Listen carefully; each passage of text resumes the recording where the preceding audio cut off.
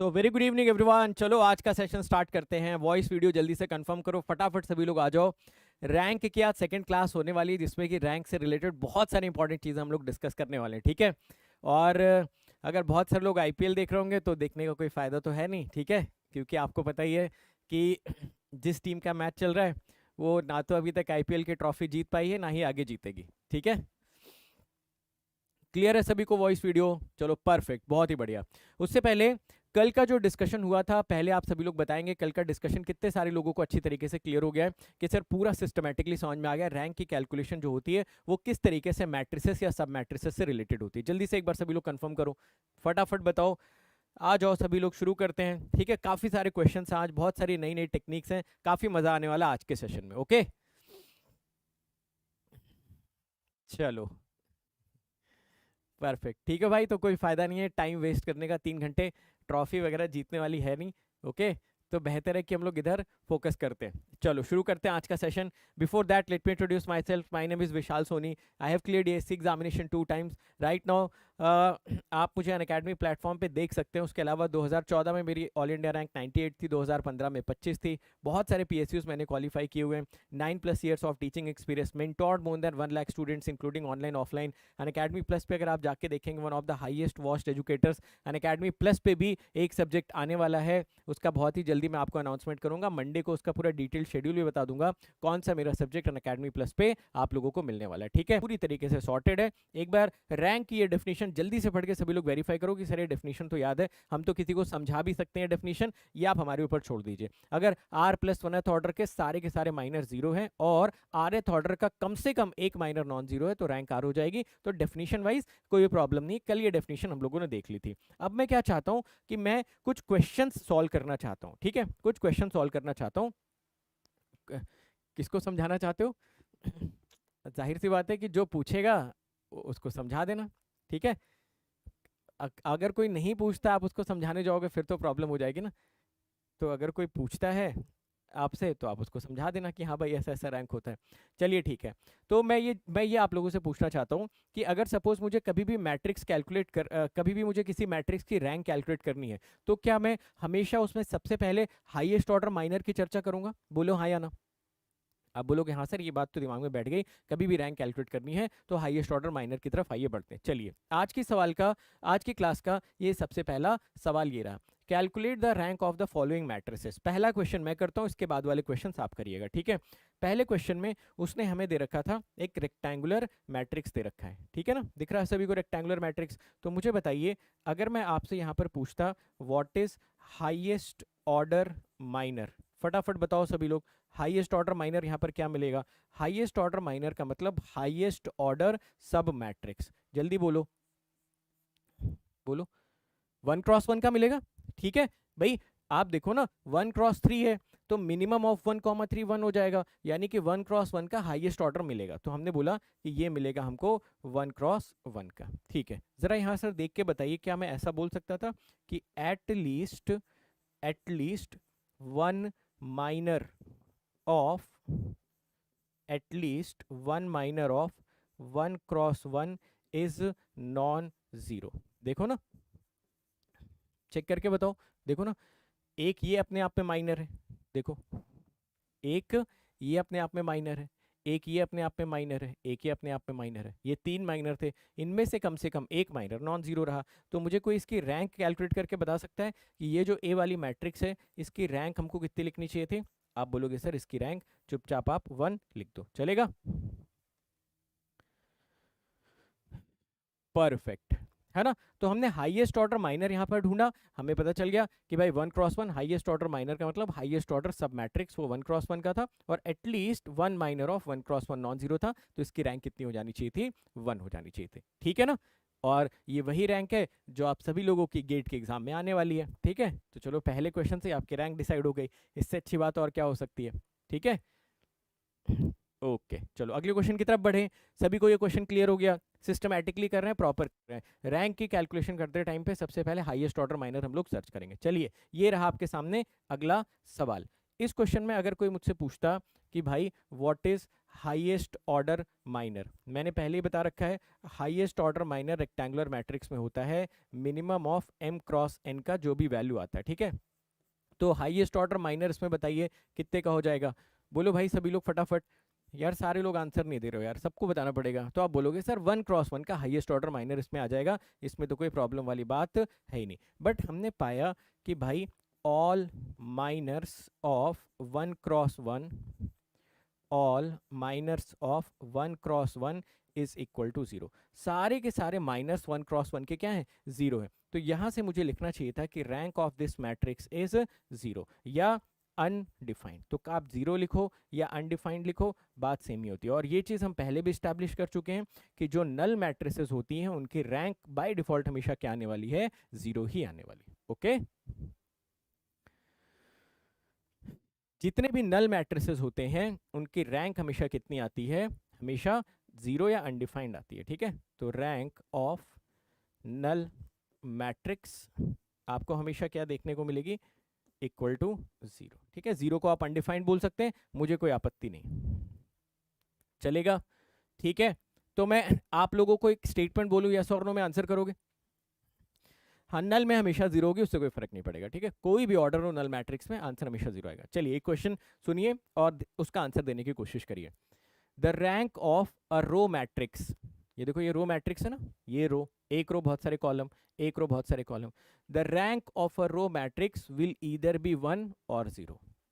बताओ, अगर कोई रो मैट्रिक्स है तो उसकी रैंक या तो 1 होगी या तो 0 होगी। 0 कब होगी, जब वो नल हो जाएगा, अदरवाइज वो 1 होगी। सिंपल सी बात है, क्योंकि रो मैट्रिक्स में ऑर्डर हमेशा 1 क्रॉस n टाइप का रहेगा, तो मिनिमम ऑफ 1, n में हमेशा 1 ही क्वालिफाई कर जाएगा। यानी कि हाईएस्ट ऑर्डर माइनर हमेशा 1 क्रॉस 1 का बनेगा, और कम से कम एक माइनर अगर 1 क्रॉस 1 का नॉन जीरो मिल जाए तो रैंक 1 हो सकता है, उससे ज़्यादा तो हो नहीं सकता।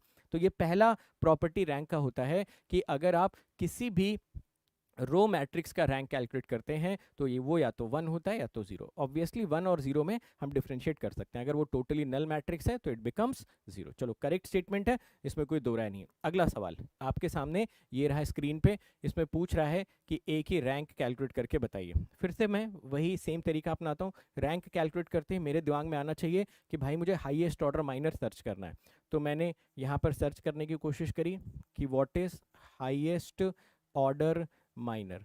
बताओ हाईएस्ट ऑर्डर माइनर का मतलब हाईएस्ट ऑर्डर स्क्वायर सब मैट्रिक्स कितने का हो जाएगा, यहाँ पे 1 क्रॉस 1 का। बहुत ही बढ़िया, हाईएस्ट ऑर्डर माइनर मिलेगा 1 क्रॉस 1 का। उसके बाद जब मैंने आइडेंटिफाई किया तो मैं इस कंक्लूजन पे पहुंचा कि एक माइनर ये था, एक ये था, एक ये था। इनसे मुझे ये पता चला कि एटलीस्ट 1 माइनर ऑफ एटलीस्ट 1, वैसे तो बहुत सारे हैं बट कम से कम हमें एक चाहिए होता है ना, at least 1 minor of 1 cross 1 is non zero. तो कोई मुझे इसकी रैंक बता सकता है, इसकी रैंक कितनी हो जाएगी। आप बोलोगे सर इसकी रैंक हो जाएगी 1, चलेगा।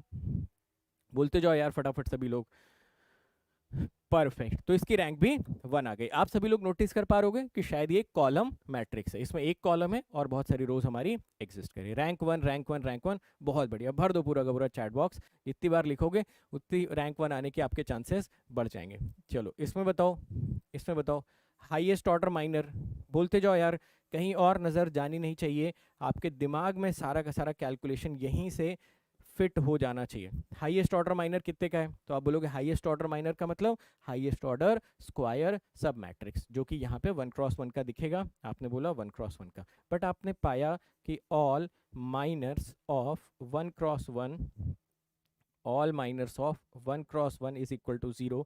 तो अगर इसकी कोई मुझसे रैंक पूछता तो मैं बता देता 0 या फिर अनडिफाइंड। ये मेरे ऊपर है कि मैं क्या लिखना चाहता हूँ या एग्जामिनर कौन सा वर्ड इन दोनों में से यूज़ करना चाहता है। तो मुझे बताएंगे आप सभी लोग कि क्या अगर एक कॉलम मैट्रिक्स हमारे पास प्रेजेंट है तो उस कॉलम मैट्रिक्स की भी रैंक या तो 1 होगी या तो 0 होगी। ज़रा इस चीज़ को अपने दिमाग में बिठाने की कोशिश करिए कि सपोज अगर आपके पास एक कॉलम मैट्रिक्स है तो क्या कॉलम मैट्रिक्स की रैंक भी या तो 1 हो सकती है या तो 0 हो सकती है। एब्सोल्युटली, यानी कि रैंक की दो प्रॉपर्टीज तो बहुत क्लियर हो गई स्टार्टिंग के 4 क्वेश्चन से, है ना। स्टार्टिंग के हमने 4 क्वेश्चन किए, उससे 2 प्रॉपर्टीज बिल्कुल हिट कर गई। सबसे पहली property that rank of a row matrix is either 1 और 0 and rank of a column matrix is either 1 और 0। ठीक है, ये बात याद रखेंगे आप सभी लोग अच्छी तरीके से। तो देखिए, क्या यही स्टेटमेंट हम लोग इतनी देर से बार बार बोलने की कोशिश कर रहे हैं? तो this is the first conclusion. Read out करो सभी लोग फटाफट।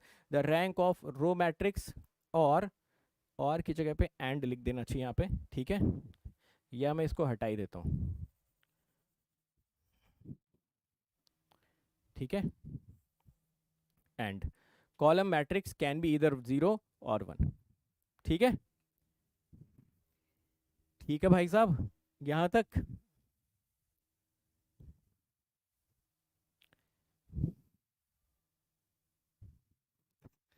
ठीक है, चंपू को भी क्लियर हो गया? Perfect, perfect. चंपू ऐसे आपको पता है इंग्लिश वर्ड है? आप ये जानते हो चंपू इंग्लिश वर्ड है? कितने लोगों को पता है?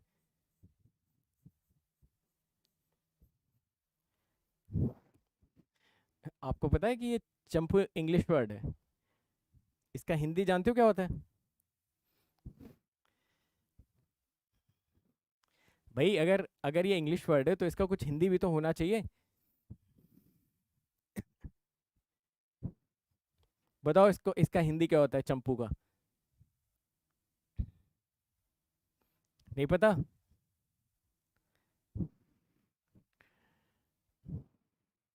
ये देखो, कुछ लोग इसका इसका वो बता रहे हैं, स्त्रीलिंग बता रहे हैं कि सर चंपू का जो हिंदी होता है वो चंपी होता है। चंपू को हिंदी में बोलते हैं ये।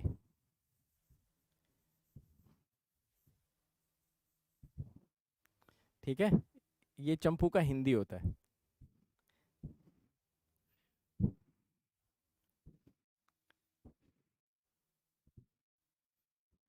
समझ गए?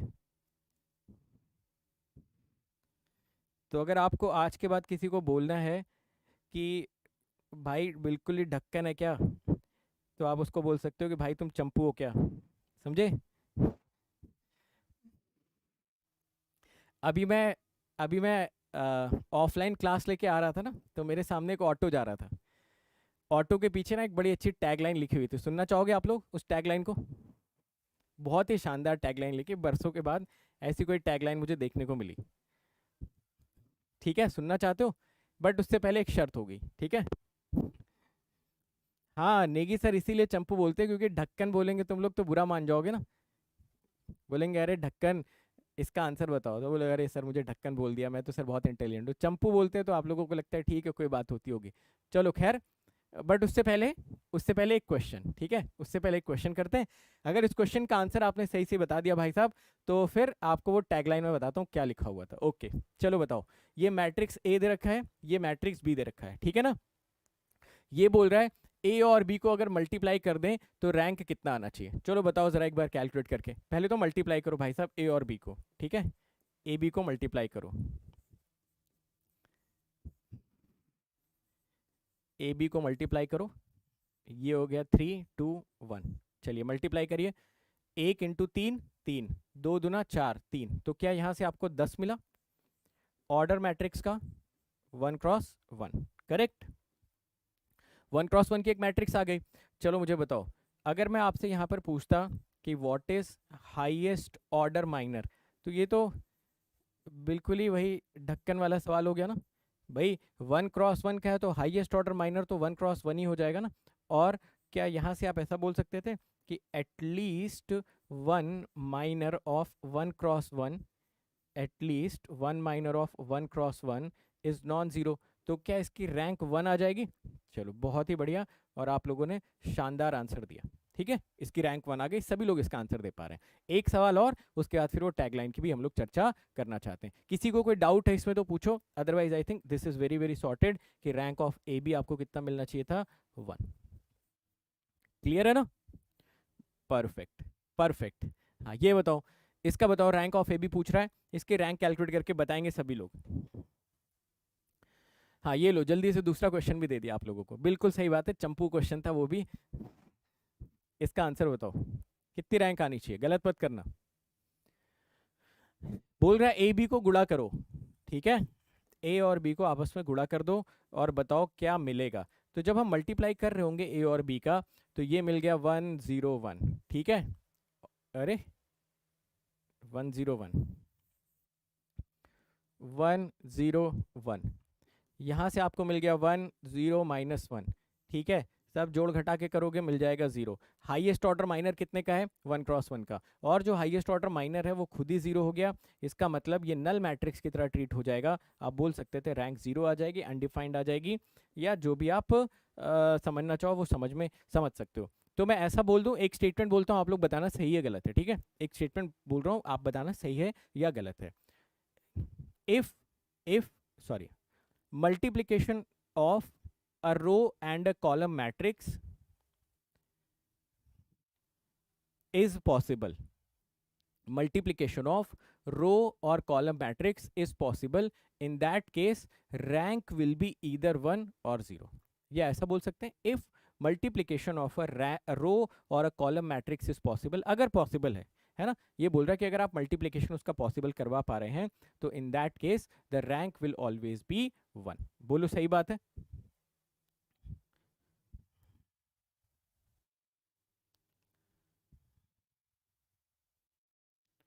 ठीक है,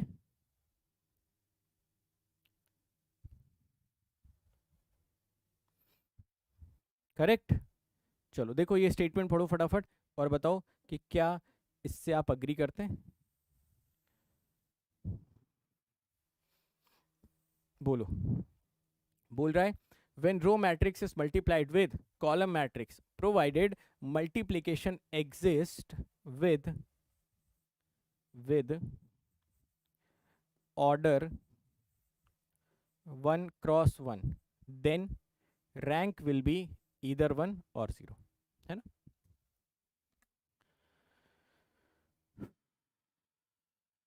ओके, 100% अग्रीड। तो हम लोगों ने 3 बहुत अच्छे कंक्लूजन्स यहाँ से ड्रॉ कर लिए, ठीक है। 3 बड़े अच्छे कंक्लूजन्स हम लोगों ने यहाँ से ड्रॉ कर लिए। अब अगले क्वेश्चन की तरफ बढ़े हम लोग, नेक्स्ट क्वेश्चन की तरफ बढ़ सकते हैं। 6 क्वेश्चन कर चुके हो आप लोग, है ना। तो 6 क्वेश्चन के साथ साथ 3 इंपॉर्टेंट कंक्लूजन्स भी हम लोगों ने ड्रॉ कर लिए। चलिए बहुत ही बढ़िया, शानदार। अब इस क्वेश्चन के हमसे बोल रहा है रैंक कैलकुलेट करने के लिए। मैंने आपको बताया फिलॉसफी क्या डेवलप की आपके दिमाग में, कि रैंक कैलकुलेट करने के लिए सबसे पहले आप देखोगे कि इसमें हाईएस्ट ऑर्डर माइनर क्या एग्जिस्ट कर सकता है। जरा बताओ इसमें हाईएस्ट ऑर्डर माइनर क्या है, फटाफट बताएंगे सभी लोग। What is highest order minor? बोलो कितने का है highest order minor? Highest order minor का मतलब होता है हाईएस्ट ऑर्डर सब मैट्रिक्स। सभी लोग बताओ कितने का है यार, फटाफट कैलकुलेट करके। आप लोग बोलोगे सर हाईएस्ट ऑर्डर माइनर 2 × 2 का है। दिख रहा है आप सभी को हाईएस्ट ऑर्डर माइनर 2 × 2 का। चलो अब अगर मैं आपसे पूछता कि भाई यही हाईएस्ट ऑर्डर माइनर है, तो क्या आप इस माइनर की वैल्यू बता सकते थे कि इस माइनर की वैल्यू कितनी है? बोलो value of highest order minor. बोलो हाईएस्ट ऑर्डर माइनर की वैल्यू कितनी? माइनर का मतलब हो गया डिटर्मिनेंट। तो आप कैलकुलेट करो, जो आप इसका डिटर्मिनेंट कैलकुलेट करोगे आपको ये वैल्यू कितनी मिल जाएगी? ये वैल्यू मिल जाएगी आपको 1 के बराबर, मिल जाएगी 1 के बराबर। यानी क्या मैं ऐसा बोल सकता था कि यहाँ पर जो आपका हाईएस्ट ऑर्डर माइनर है वो नॉन ज़ीरो है। तो मैं बोल सकता था highest order minor is not equal to 0। तो यहाँ पे रैंक कितनी आ जाती? क्या रैंक यहाँ पे हम लोगों को 2 मिल जाती? बोलो हाँ या ना। ठीक है, अभी बेसिक से करवा रहा हूँ, ठीक है। थोड़ी देर में कुछ और कंसेप्ट्स भी हम लोग बिल्डअप करेंगे, कुछ और तरीके भी डेवलप करेंगे, बट अभी के लिए मैं क्या कह रहा हूँ कि हमारा तरीका बहुत सिंपल होना चाहिए। हाईएस्ट ऑर्डर माइनर था 2 × 2 का और वही नॉन जीरो हो गया। अगर हाईएस्ट ऑर्डर माइनर 2 × 2 का था और वही नॉन जीरो हो गया तो रैंक 2 हो जाएगी, एज यूजुअल जैसे हम हमेशा करते थे, है ना। तो उसी को मैंने 2-3 स्टेप्स में लिख दिया। हाईएस्ट ऑर्डर माइनर 2 × 2 का था, इसकी अगर वैल्यू कैलकुलेट करेंगे तो ये 1 आ गई थी। इसका मतलब हम बोल सकते थे कि हाईएस्ट ऑर्डर माइनर जो है वो नॉन जीरो है। हाईएस्ट ऑर्डर माइनर का मतलब हाईएस्ट ऑर्डर सब मैट्रिक्स का डिटर्मिनेंट वो नॉन जीरो आ गया, रैंक की वैल्यू 2 मिल जाएगी। बोल सकते हैं ऐसा, ठीक है। चलो इसका बताओ। अरे ये तो सेम क्वेश्चन हो गया। हाँ इसका बताओ क्या आ जाएगा, बोलिए। इसमें हाईएस्ट ऑर्डर माइनर 3 × 3 की मैट्रिक्स है। हाईएस्ट ऑर्डर माइनर सभी लोग बताएंगे कितने का आ जाएगा? हाईएस्ट ऑर्डर माइनर, तो आप बोलोगे सर हाईएस्ट ऑर्डर माइनर तो 3x3 का है, हाईएस्ट ऑर्डर स्क्वायर सब मैट्रिक्स 3x3 का है। अब हाईएस्ट ऑर्डर माइनर जो है वो बताओ जीरो है या नॉन जीरो है, यहीं से चेक करके बताओ। ये एक डायगोनल मैट्रिक्स है, इनफैक्ट ये एक स्केलर मैट्रिक्स है, और अगर आप हाईएस्ट ऑर्डर माइनर की वैल्यू कैलकुलेट करोगे तो वो 27 आ जा रहा है, which is not equal to zero. यानी कि आप ऐसा बोल सकते थे कि highest order minor is non zero, तो रैंक आपको हमेशा कितनी मिल जाएगी, यहाँ से 3 मिल जाएगी। ठीक है ना, चलेगा।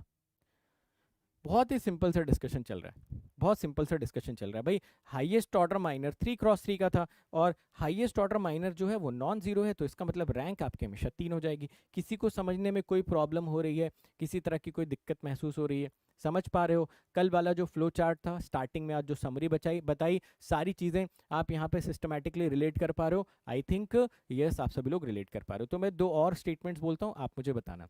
The rank of an identity matrix and an scalar matrix of order n cross n will always be n। समझे क्या बोल रहा है? बोल रहा है अगर आपके पास n क्रॉस n का एक आइडेंटिटी मैट्रिक्स है या फिर n क्रॉस n का एक स्केलर मैट्रिक्स है, तो उसकी रैंक हमेशा n हो जाएगी। ऑब्वियस सी बात है, क्योंकि उसमें जो हाईएस्ट ऑर्डर माइनर बनेगा n क्रॉस n का, वो हमेशा ही नॉन जीरो आएगा। आइडेंटिटी मैट्रिक्स का डिटर्मिनेंट हमेशा 1 होता है, और स्केलर मैट्रिक्स का डिटर्मिनेंट हमेशा नॉन जीरो होता है। सही बात है? तो बोलो जरा, यहाँ पर दोनों जो स्टेटमेंट्स लिखे हुए हैं, क्या आप इनसे अलाइंड हैं? Rank of identity matrix of order n cross n is n, and rank of scalar matrix of order n cross n is n। ठीक है,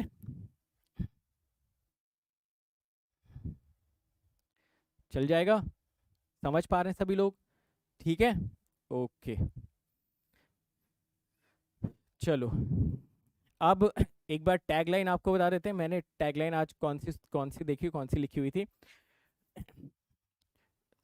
तो असल में क्या था कि जो मेरी गाड़ी थी और जो ऑटो था, ठीक है, उसके बीच में बहुत कम जगह थी। कम जगह की वजह से उस पर लिखा हुआ था, चिपक कर मत चल, चिपक जाएगा।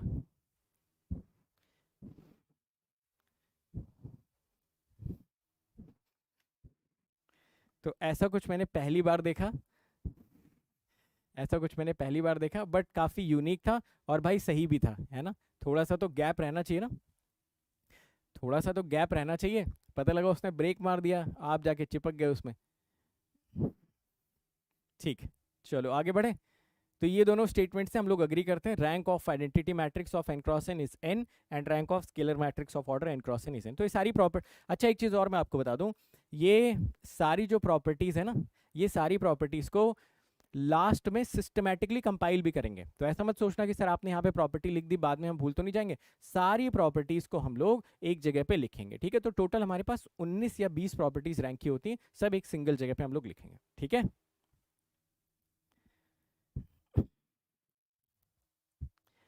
ओके, चलो आगे बढ़े, आगे बढ़ते हैं। आइए, इस मैट्रिक्स का हमसे बोला गया है रैंक कैलकुलेट करने के लिए, ठीक है? चलिए अब थोड़ा सा फोकस यहाँ पे रखते हैं, क्योंकि ये बड़ा इंपॉर्टेंट डिस्कशन अभी होने जा रहा है।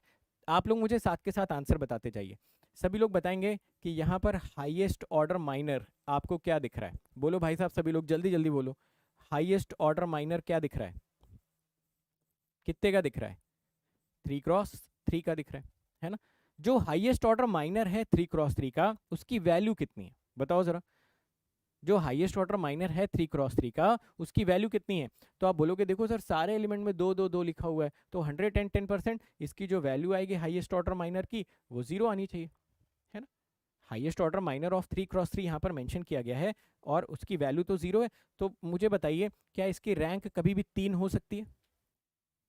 क्या इसकी रैंक कभी भी 3 हो सकती है? बोलो, नहीं हो सकती इसकी रैंक 3, कभी भी नहीं हो सकती। रैंक 3 से तो कम ही होगी। अब आप क्या करोगे, जो हाईएस्ट ऑर्डर माइनर 3x3 का आया था, उसकी वैल्यू 0 आ गई, तो क्या अब आप 2x2 के माइनर्स को चेक करने की कोशिश करोगे? आप बोलोगे हाँ सर 2x2 के माइनर्स को चेक करेंगे। जरा 2x2 का कोई भी माइनर उठा लो जो आपको अच्छा लग रहा हो। सपोज ये हमने उठा लिया, या हमने ये उठा लिया, या हमने ये उठा लिया, कोई भी मैं 2x2 का माइनर उठा लूँ, क्या मैं ये गारंटी के साथ बोल सकता हूँ कि all minors of 2x2 is also 0? All minors of 2x2 is also equal to 0? Absolutely, है ना। 2x2 के जितने भी डिटर्मिनेंट्स बनेंगे वो भी सारे के सारे जीरो होंगे, इसमें कोई दो राय नहीं है। बोलो हाँ या ना। यस, तो 2x2 भी आपने निपटा दिया। सारे 2x2 के जो माइनर्स होंगे वो जीरो होंगे। कोई भी 2x2 का यहाँ से आप डिटर्मिनेंट निकालो, आपको 110% उसकी वैल्यू जीरो ही मिलने वाली। Is it making sense? Absolutely. अब बताओ आपके पास क्या एक दांव बचा? आपके पास बचा कि भाई 1x1 को एक बार चेक करके देखते हैं। अगर 1x1 को हम चेक करके देखेंगे तो 1x1 में वैसे तो सारे हैं, बट हमें एटलीस्ट एक चाहिए था, तो हम ऐसा बोल सकते थे at least one minor of 1x1, at least one minor of 1x1 is non zero. तो क्या इसकी रैंक अगर हम 1 बोल दें तो किसी को कोई आपत्ति है? बोलो।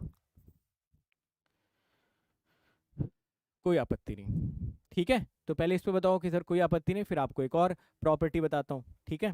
एक्चुअली ये सारी प्रॉपर्टीज हमें बाद में लिखनी है, तो पहले हम क्या कर रहे हैं, रैंक की बेसिक डेफिनेशन से खुद ही ये प्रॉपर्टीज निकाल दे रहे हैं। ओके, ठीक है। तो कोई प्रॉब्लम इसमें किसी को नहीं है। तो मैं आप लोगों से एक स्टेटमेंट बोलता हूँ, आप मुझे बताना कि वो सही है गलत है। If all the elements of a matrix, if all the elements of a matrix, square matrix बोलना चाहिए मुझे, if all the elements of a square matrix is equal, in that case its rank will be 1। अगर किसी भी matrix के सारे element equal हैं तो भाई हाईएस्ट ऑर्डर माइनर जीरो ही हो जाएगा। आप लोवेस्ट ऑर्डर माइनर पे जाओगे वो भी जीरो हो जाएगा। लास्ट में सिर्फ एक एलिमेंट बचेगा जो कि आपका 1 हो जाएगा, ठीक है। तो एक क्वेश्चन और करते हैं, इसका बताइए, इसका बताएंगे सभी लोग। ये तो समझ में आ गया ना सभी को? चलो 3x3, 3x3, चलो बताओ इसका भाई साहब क्या हो जाएगा। हाईएस्ट ऑर्डर माइनर कितने का होगा? बोलो। हाईएस्ट ऑर्डर माइनर आ जाएगा 3x3 का। वैल्यू इसकी कितनी हो जाएगी? वैल्यू कितनी हो जाएगी? फर्स्ट रो सेकेंड रो के प्रोपोर्शनल है, सेकेंड रो थर्ड रो के प्रोपोर्शनल है। मैंने बोला था कि कोई भी दो रो अगर आपस में प्रोपोर्शनल भी हो जाती है तो उसका डिटर्मिनेंट हमेशा जीरो हो जाता है, ठीक है। चलो अब क्या मैं ऐसा बोल सकता था, all minors of 2x2 is zero. कोई भी 2x2 का माइनर उठा लो जो आपको पसंद हो, जो भी आपको पसंद हो। जब भी आपके किसी मैट्रिक्स के रोज आपस में प्रोपोर्शनल होते हैं ना, जब भी किसी मैट्रिक्स के रोज सारे रोज आपस में प्रोपोर्शनल होते हैं, उस केस में आपके सारे के सारे 3x3 के डिटर्मिनेंट्स भी जीरो होते हैं, 2x2 के भी जीरो होते हैं। जैसे मान लो अगर कोई 4x4 का मैट्रिक्स है और उसमें 4 रोज आपस में प्रोपोर्शनल हैं, तो 4x4 का भी डिटर्मिनेंट जीरो होगा, 3x3 का भी जीरो होगा, 2x2 का भी जीरो हो जाएगा। समझ गए मेरी बात को? तो क्या all the minors of 2x2 zero, मान लो कोई भी 2x2 का माइनर आप रैंडमली चूज करके उसको सेलेक्ट करके देख लो, आपको डिटर्मिनेंट जीरो ही दिखेगा। करेक्ट है? चलो तो अब मैं ऐसा बोल सकता था क्या कि at least one minor of at least one minor of 1x1 is non zero. तो रैंक कितनी हो जाएगी? रैंक यहाँ से हो जाएगी 1 के बराबर। यानी कि ये बोल रहा है कि अगर आपके पास कोई स्क्वायर मैट्रिक्स है और अगर उनके सारे रोज आपस में प्रोपोर्शनल हैं, अगर कोई स्क्वायर मैट्रिक्स है और उसमें सारे रोज अगर आपके आपस में प्रोपोर्शनल हैं, तो आप ऐसा बोल सकते हो कि उसकी रैंक हमेशा क्या आनी चाहिए? 1 आनी चाहिए। समझे मेरी बात को?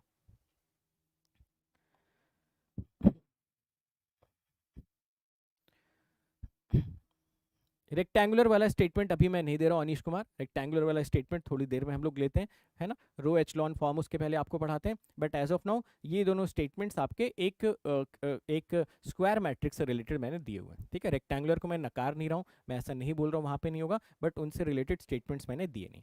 हाँ देखिए, अगर रोज आपस में प्रोपोर्शनल है ना तो कॉलम्स ऑटोमेटिकली हो जाएंगे, है ना, तो बाय डिफॉल्ट हो जाएंगे। अगर रोज को आप आपस में प्रोपोर्शनल करोगे तो 110% कॉलम्स भी आपस में प्रोपोर्शनल रहेंगे, that is for sure. Okay चलो, तो अब देखो यहाँ पर इसने क्या दिया हुआ है, इसी चीज को स्टेटमेंट के फॉर्म में लिखा हुआ है। इफ ऑल द रोज होंगे, कॉलम्स अपने आप हो जाएंगे, उसकी टेंशन लेने की जरूरत नहीं। And columns of the matrix are proportional, in that case rank will always be 1। बड़ा इंपॉर्टेंट होता है ये। जैसे कि एग्जांपल के तौर पे एक n×n की यहाँ पर मैट्रिक्स भी दे रखी है आपको। देखिए यहाँ पर 1 से लेके n तक इसने लिखा हुआ है, फिर 2 से गुणा कर दिया, 2 4 6 2n, फिर 3 से मल्टीप्लाई कर दिया, 3 6 9 3n, फिर n से मल्टीप्लाई कर दिया, n 2n 3n n square. तो इसमें सारे के सारे रोज प्रोपोर्शनल थे, तो आपको बिना सोचे समझे लिख देना चाहिए था, इसकी रैंक कितनी हो जाती? 1। समझे?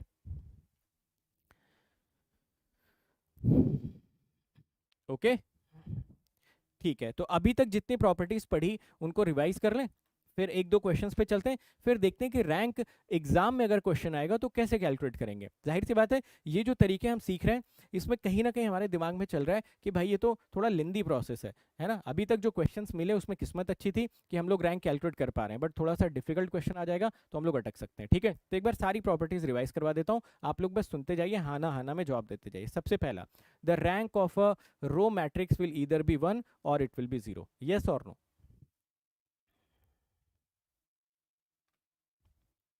Yes. The rank of a column matrix will either be 1 or 0. Yes or no? Yes. Perfect. If if a row matrix and a column matrix is multiplied and the resultant is of order 1 cross 1, in that case rank will be either 1 or 0. ठीक है, कोई problem नहीं. Perfect. If in case of any square matrix all the rows are proportional and all the columns are proportional, in that case rank will always be 1.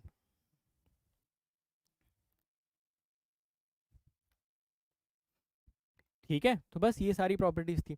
आइए कुछ एक दो questions करते हैं जनरल मेथड को यूज करके, फिर आपको मैं एक तरीका बताता हूँ जिसको कि हम लोग बोलते हैं बड़ा इंटरेस्टिंग मेथड। ठीक है, बट पहले कुछ क्वेश्चन थोड़ा बेसिक से कर लेते हैं सो दैट जो बेसिक वाला आइडिया है ना वो दिमाग में अच्छी तरीके से फिट हो जाए, क्योंकि बेसिक आइडिया पे थ्योरेटिकल क्वेश्चन ज्यादा बनते हैं। जो कल हम लोगों ने फ्लो चार्ट वगैरह करवाया था ना उस पर थोड़े से थ्योरेटिकल क्वेश्चन ज्यादा बनते हैं। परफेक्ट, चलो बताओ। इसमें बोल रहा है इसकी रैंक कैलकुलेट करके बताइए। तो मुझे बताइए, अगर उसने बोला इसकी रैंक कैलकुलेट करके बताओ, आप सबसे पहले क्या ढूंढोगे यहाँ पे? सभी लोग एक बार चैट बॉक्स में वो नाम लिख दो कि हम ढूंढना क्या चाहते हैं यहाँ पे। नहीं, रैंक नहीं, पहले मैं जो पूछ रहा हूँ उसका उसका आंसर देने की कोशिश करो। रैंक वैंक तो चलो निकाल लेंगे। बोलो, सही बात है, HOM, हाईएस्ट ऑर्डर माइनर हम लोग ढूंढने की कोशिश करेंगे, है ना। ठीक है, परफेक्ट। तो यहाँ पर देखो इस मैट्रिक्स का जो ऑर्डर था वो था 2 क्रॉस 3, है ना। अगर मान लो मैं यहाँ पे हाईएस्ट ऑर्डर माइनर की तलाश में निकलता तो हाईएस्ट ऑर्डर माइनर जो मुझे मिलना चाहिए था वो कितने का मिलता है यहाँ पे, बताएंगे जरा। तो आप बोलोगे सर हाईएस्ट ऑर्डर माइनर जो यहाँ पर मिलेगा वो तो 2 क्रॉस 2 का मिल जाएगा। ठीक है, यानी कि अब मेरी जिम्मेदारी बनती है कि मैं 2 क्रॉस 2 के सारे माइनर्स की टेस्टिंग करना स्टार्ट करूं। मैं स्टार्ट करता हूं और मैंने सपोज ये जो एक 2 क्रॉस 2 का यहाँ पे दिख रहा था ना, मैं नीचे लिखता हूँ इसको, मैं इसको नीचे लिखता हूँ, ये लीजिए, ये लीजिए 1 4, ओके, 2 5 3 6 ऐसा दिया हुआ था। तो ऐसी out of the box randomly मैंने इसको चूज कर लिया, है ना। ये भी तो एक 2 क्रॉस 2 का माइनर है या नहीं, बोलो। हमने यहाँ पे कैलकुलेट करके देखा, 2 छंग 12, 5 3 15, यहाँ से पता चला कि भाई साहब ये नॉन जीरो आ रहा था। तो क्या मैं गारंटी के साथ बोल सकता था कि इसकी रैंक 2 हो जाएगी? बोलिए हाँ या नहीं, बोलो सभी लोग। एब्सोल्युटली, है ना। यही चेक करना है। हाईएस्ट ऑर्डर माइनर हमने पिक कर लिया 2 क्रॉस 2 का, और उसके बाद हम चेक करते जा रहे हैं कि भाई 2 क्रॉस 2 के माइनर्स की चर्चा करते हैं। किस्मत अच्छी थी कि हाईएस्ट ऑर्डर माइनर जो मिला 2 क्रॉस 2 का, एटलीस्ट 1 माइनर हमको नॉन जीरो मिल गया, तो रैंक हमारी 2 आ गई। अगर 2 क्रॉस 2 के सारे माइनर 0 हो जाते फिर उस केस में हम 1 क्रॉस 1 पे जाते हैं, यानी रैंक हम 1 बोलने की कोशिश करते हैं, है ना। ठीक है, यानी कि highest order minor non zero मिला, वहीं पे हमारी गाड़ी रुक गई। हमने बोल दिया इस मैट्रिक्स का रैंक अगर कोई कैलकुलेट करना चाहे तो 2 बोल सकता है, कोई प्रॉब्लम नहीं है। अगले क्वेश्चन की तरफ आते हैं, ये रहा आपके सामने अगला क्वेश्चन। ऑर्डर जरा इसका देखिए, 2 रोज हैं इसमें, 4 कॉलम्स हैं, इसमें इसकी रैंक पूछ रहा है। सबसे पहली चीज आप यहाँ पर क्या ढूंढने की कोशिश करोगे? आप बोलोगे सर हाईएस्ट ऑर्डर माइनर यहाँ पर ढूंढने की कोशिश करेंगे। हमने यहाँ पर पाया कि जो हाईएस्ट ऑर्डर माइनर था वो आपका क्या था? हाईएस्ट ऑर्डर माइनर आपका था यहाँ से 2 क्रॉस 2 का। यानी कि अब मैं देखना चाहता हूँ कि क्या 2 क्रॉस 2 के एटलीस्ट 1 मुझे नॉन जीरो माइनर मिल सकते हैं या नहीं मिल सकते। ठीक है, एटलीस्ट 1 माइनर मैं नॉन जीरो यहाँ पर एक्सपेक्ट कर रहा था। तो सपोज मैंने ये वाला माइनर चूज किया, कोई भी चूज कर सकता था मैं रैंडमली। तो जैसे ही मैंने इसको कैलकुलेट किया मैंने पाया कि यार ये तो नॉन जीरो आ रहा था, यानी कि at least 1 minor of order 2 cross 2 is non zero, so obviously rank has to be 2। Is it making sense for everyone? बोलो भाई साहब, है ना। अभी कोई कॉम्प्लिकेटेड तरीका यूज नहीं कर रहे हैं, अभी बेसिक अप्लाई कर रहे हैं कि भाई हाईएस्ट ऑर्डर माइनर ढूंढा और उसके बाद देख ले रहे हैं कि कम से कम वो वाला माइनर एक बार नॉन जीरो मिल जाए तो रैंक 2 हो जाएगी। अगर सारे के सारे 2 क्रॉस 2 वाले माइनर्स यहाँ पर 0 हो जाते तो फिर हमारी रैंक 1 हो जाती, है ना। करेक्ट। हाँ एटलीस्ट हमें एक चाहिए, बाकी हम कोई और भी देख सकते थे, कोई ये बीच वाले भी उठा सकता था, ये वाले भी उठा सकता था। और आप ये तो बता ही सकते हो कि इसमें 2x2 के कितने माइनर्स होंगे, MCR NCR लगा के तो आपको नंबर भी पता है। सपोज कोई अड़ जाए कि मैं तो सारे माइनर कैलकुलेट करूंगा, तो पहले पता तो होना चाहिए कि कितने माइनर्स हैं इसमें, है ना। मान लो कि कोई अड़ गया कि भाई मैं तो सारे चेक करूंगा, तो पहले गिन तो लो कितने होंगे। तो 2x2 के आपको माइनस चेक करने, 2C2 इंटू 4C2 से निकाल देना कितने माइनर्स होंगे, सबको बैठ के चेक करते रहना। बट वो नीडेड नहीं, एटलीस्ट 1 माइनर हमें यहाँ पे एक्सपेक्टेड होता है। समझे मेरी बात को? परफेक्ट। चलो अब इस क्वेश्चन पे आते हैं, ठीक है। चलो इस क्वेश्चन पे आते हैं। अब देखो अभी तक जो क्वेश्चंस थे, अभी तक जो क्वेश्चंस आप सॉल्व कर रहे थे, उन क्वेश्चंस में चीजें थोड़ी थोड़ी आसान थी, बन जा रही थी चीजें, हो जा रहा था सब कुछ। अब इस क्वेश्चन में भी हमसे बोल रहा है रैंक कैलकुलेट करके बताइए इसकी रैंक कितनी हो जाएगी। जरा मुझे बताएंगे कि what is highest order minor in this case. बोलो यार, हाईएस्ट ऑर्डर माइनर क्या है यहाँ पे? आप बोलोगे सर हाईएस्ट ऑर्डर माइनर तो 3x3 का है, बताओ वो जीरो है या नॉन जीरो है। तो आप बोलोगे सर फिर उसके लिए तो ये डिटर्मिनेंट कैलकुलेट करना पड़ेगा। आप में से जिनको भी लगता है डिटर्मिनेंट कैलकुलेट करना पड़ेगा वो कर लो। मैं एक सिंपल सा ऑब्जर्वेशन बताता हूँ जो आपको स्पेशल क्लास में भी समझा चुका हूँ, अगर आप नोटिस करने की कोशिश करें। जरा इसमें देखिए कितने लोगों को ये साफ साफ ऑब्जर्व होता हुआ दिख रहा है कि जो R3 है this is nothing but R2 plus R1। मैंने स्पेशल क्लास में भी एक क्वेश्चन बताया था और आप लोगों को समझाया था कि सपोज अगर कोई रो बाकी दोनों रोज के लीनियर कॉम्बिनेशन के बराबर आ जाती है, तो क्या उस केस में जो डिटरमिनेंट की वैल्यू आती है उसको हम लोग जीरो कर सकते हैं? बिल्कुल। अदरवाइज अगर आप चाहें तो डायरेक्ट कैलकुलेट करके भी निकाल सकते हैं, ऐसा नहीं कि इसमें बहुत ज़्यादा टाइम लगेगा कैलकुलेट करने में। बट ये ऑब्जर्वेशन आप सभी लोगों को हमेशा ऑब्जर्व कर लेना चाहिए, यहाँ से लेना चाहिए, ठीक है।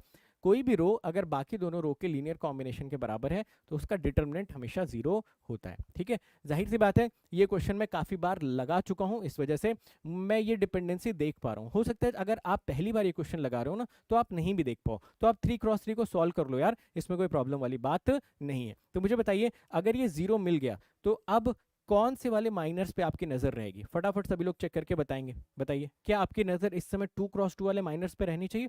एब्सोल्युटली। मैं रैंडमली कोई भी 2x2 का माइनर चूज कर लूँ तो चलेगा? ये लीजिए मैंने रैंडमली कोई भी 2x2 का माइनर चूज कर लिया। जैसे ही मैंने ये माइनर चूज किया तो देखो यहां से क्या मिला, at least 1 minor of, at least 1 minor of 2x2 is non zero. तो रैंक यहां से कितनी आ जाएगी भाई साहब, जल्दी बताइए। तो है ना, बट ये क्वेश्चन करते करते थोड़ा थोड़ा हमें कहीं ना कहीं डर भी लग रहा है कि सर मान लीजिए 4x4 की मैट्रिक्स आ गई तब क्या करेंगे, मान लीजिए 5x5 की मैट्रिक्स आ गई तब क्या करेंगे सर। यहाँ पर भी थोड़ा बहुत डर तो लगा ही, हाईएस्ट ऑर्डर माइनर 3x3 का निकाला वो जीरो आ गया, फिर उसके बाद 2x2 का हम चेक करने बैठे, मान लीजिए किस्मत खराब होती तो ये वाला जो माइनर आपने उठाया ये भी जीरो आ जाता, अगला माइनर जीरो आ जाता, ये भी जीरो आ जाता, सबसे लास्ट वाला जो 2x2 बचता वो नॉन जीरो आ जाता, है ना। यानी कि कैलकुलेशन इसमें हो सकता है इन सर्टेन केसेस बहुत बड़ी हो जाए। आप तो यहाँ पे ऐसे बोल दे रहे हो ना at least 1 minor of 2x2 is non zero. मान लो कि इसमें 2x2 के 6 माइनर्स हैं और आपने 5 कैलकुलेट किए, पांचों जीरो आ गए, और ऐसा होगा ही आपके साथ, आपकी किस्मत ही ऐसी है। बताइए, भरोसा है आपको अपनी किस्मत पे? नहीं है ना। तो आपके साथ तो ऐसे ही होने वाला है एग्जाम में कि भाई आप क्या करोगे, 5 बार 2x2 ट्राई करोगे, पांचों जीरो आ जाएगा, छठा छोड़ दोगे, वही छठा नॉन जीरो था और रैंक 1 लिख के चले जाओगे तो गलत हो जाएगा क्वेश्चन। तो कहने का मतलब क्या है कि जाहिर सी बात है ये तरीका एक प्रैक्टिकल तरीका नहीं है रैंक कैलकुलेट करने का, यानी कि एग्जाम प्रेशर एनवायरनमेंट में इस तरीके पे हम रिलाई नहीं कर सकते। हाँ थ्योरेटिकली ये तरीका हमको अच्छी खासी नॉलेज दे रहा है, थ्योरेटिकली इसने काफ़ी सारी प्रॉपर्टीज़ हमको बता दी, रो मैट्रिक्स कॉलम मैट्रिक्स से रिलेटेड सारे एलिमेंट्स बराबर हो, सारे एलिमेंट्स प्रोपोर्शनल हो, उनसे रिलेटेड कुछ प्रॉपर्टीज जनरेट करने में हेल्प जरूर करी इसने। एट द सेम टाइम कुछ बेसिक क्वेश्चंस करवा भी दे रहा है ना, जैसे ये बेसिक क्वेश्चन हमने किया, ये बेसिक क्वेश्चन किया, यहाँ तक तो ये थ्योरेटिकल नॉलेज ठीक हो रही। यहाँ तक आते आते मुझे लगता है कि हमारे दिमाग में 2-3 चीज़ें बिल्कुल क्रिस्टल क्लियर होनी चाहिए। सबसे पहली चीज़ तो रैंक कैलकुलेट करने का बेसिक डिस्कशन क्लियर होना चाहिए, और उसके साथ जो मैंने आपको कुछ प्रॉपर्टीज बताई वो क्लियर होनी चाहिए। यहाँ तक एक बार क्लियर है तो जल्दी से लिखो चैट बॉक्स में #क्लियर। उसके बाद लेते हैं, हाँ 2 घूंट का ब्रेक लेते हैं, ठीक है। आज तो वैसे भी वीकेंड है, ठीक है, तो पानी ही पीना भाई, क्योंकि अभी 1 घंटे और करना और उसमें आपको फिर पढ़ाने वाला हूँ ये, ठीक है। ये देखो क्या लिखा हुआ है, मोहल्ले की आंटी। आपको कुछ और दिख रहा है क्या इस पे? मुझे तो यही दिख रहा है। ठीक है, तो आपको बताता हूँ कि ये कौन थे भाई साहब और इन्होंने क्या कलाकारी की थी। ठीक है, चलो।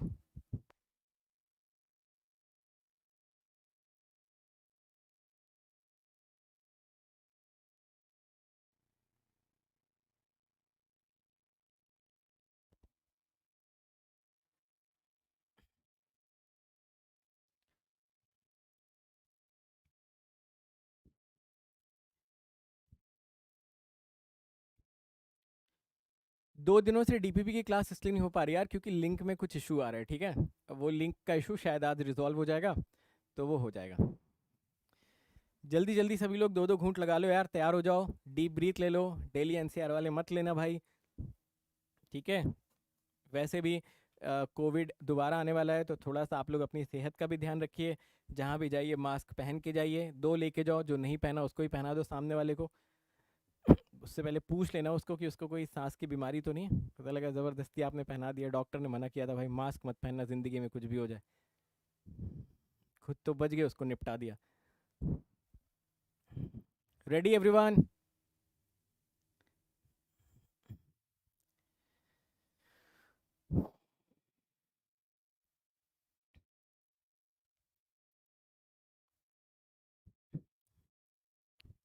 रेडी?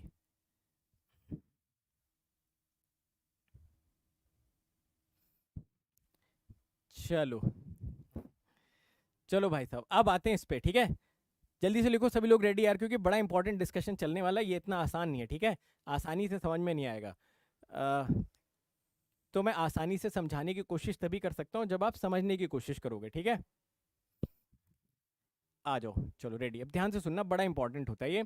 क्योंकि क्योंकि ये जो रो एचलॉन वाली टेक्निक होती है ना, ये जो टेक्निक होती है, ये एक्चुअली में अगले चैप्टर में भी ट्रांसफर होगी। ओके, जरा सुनिए।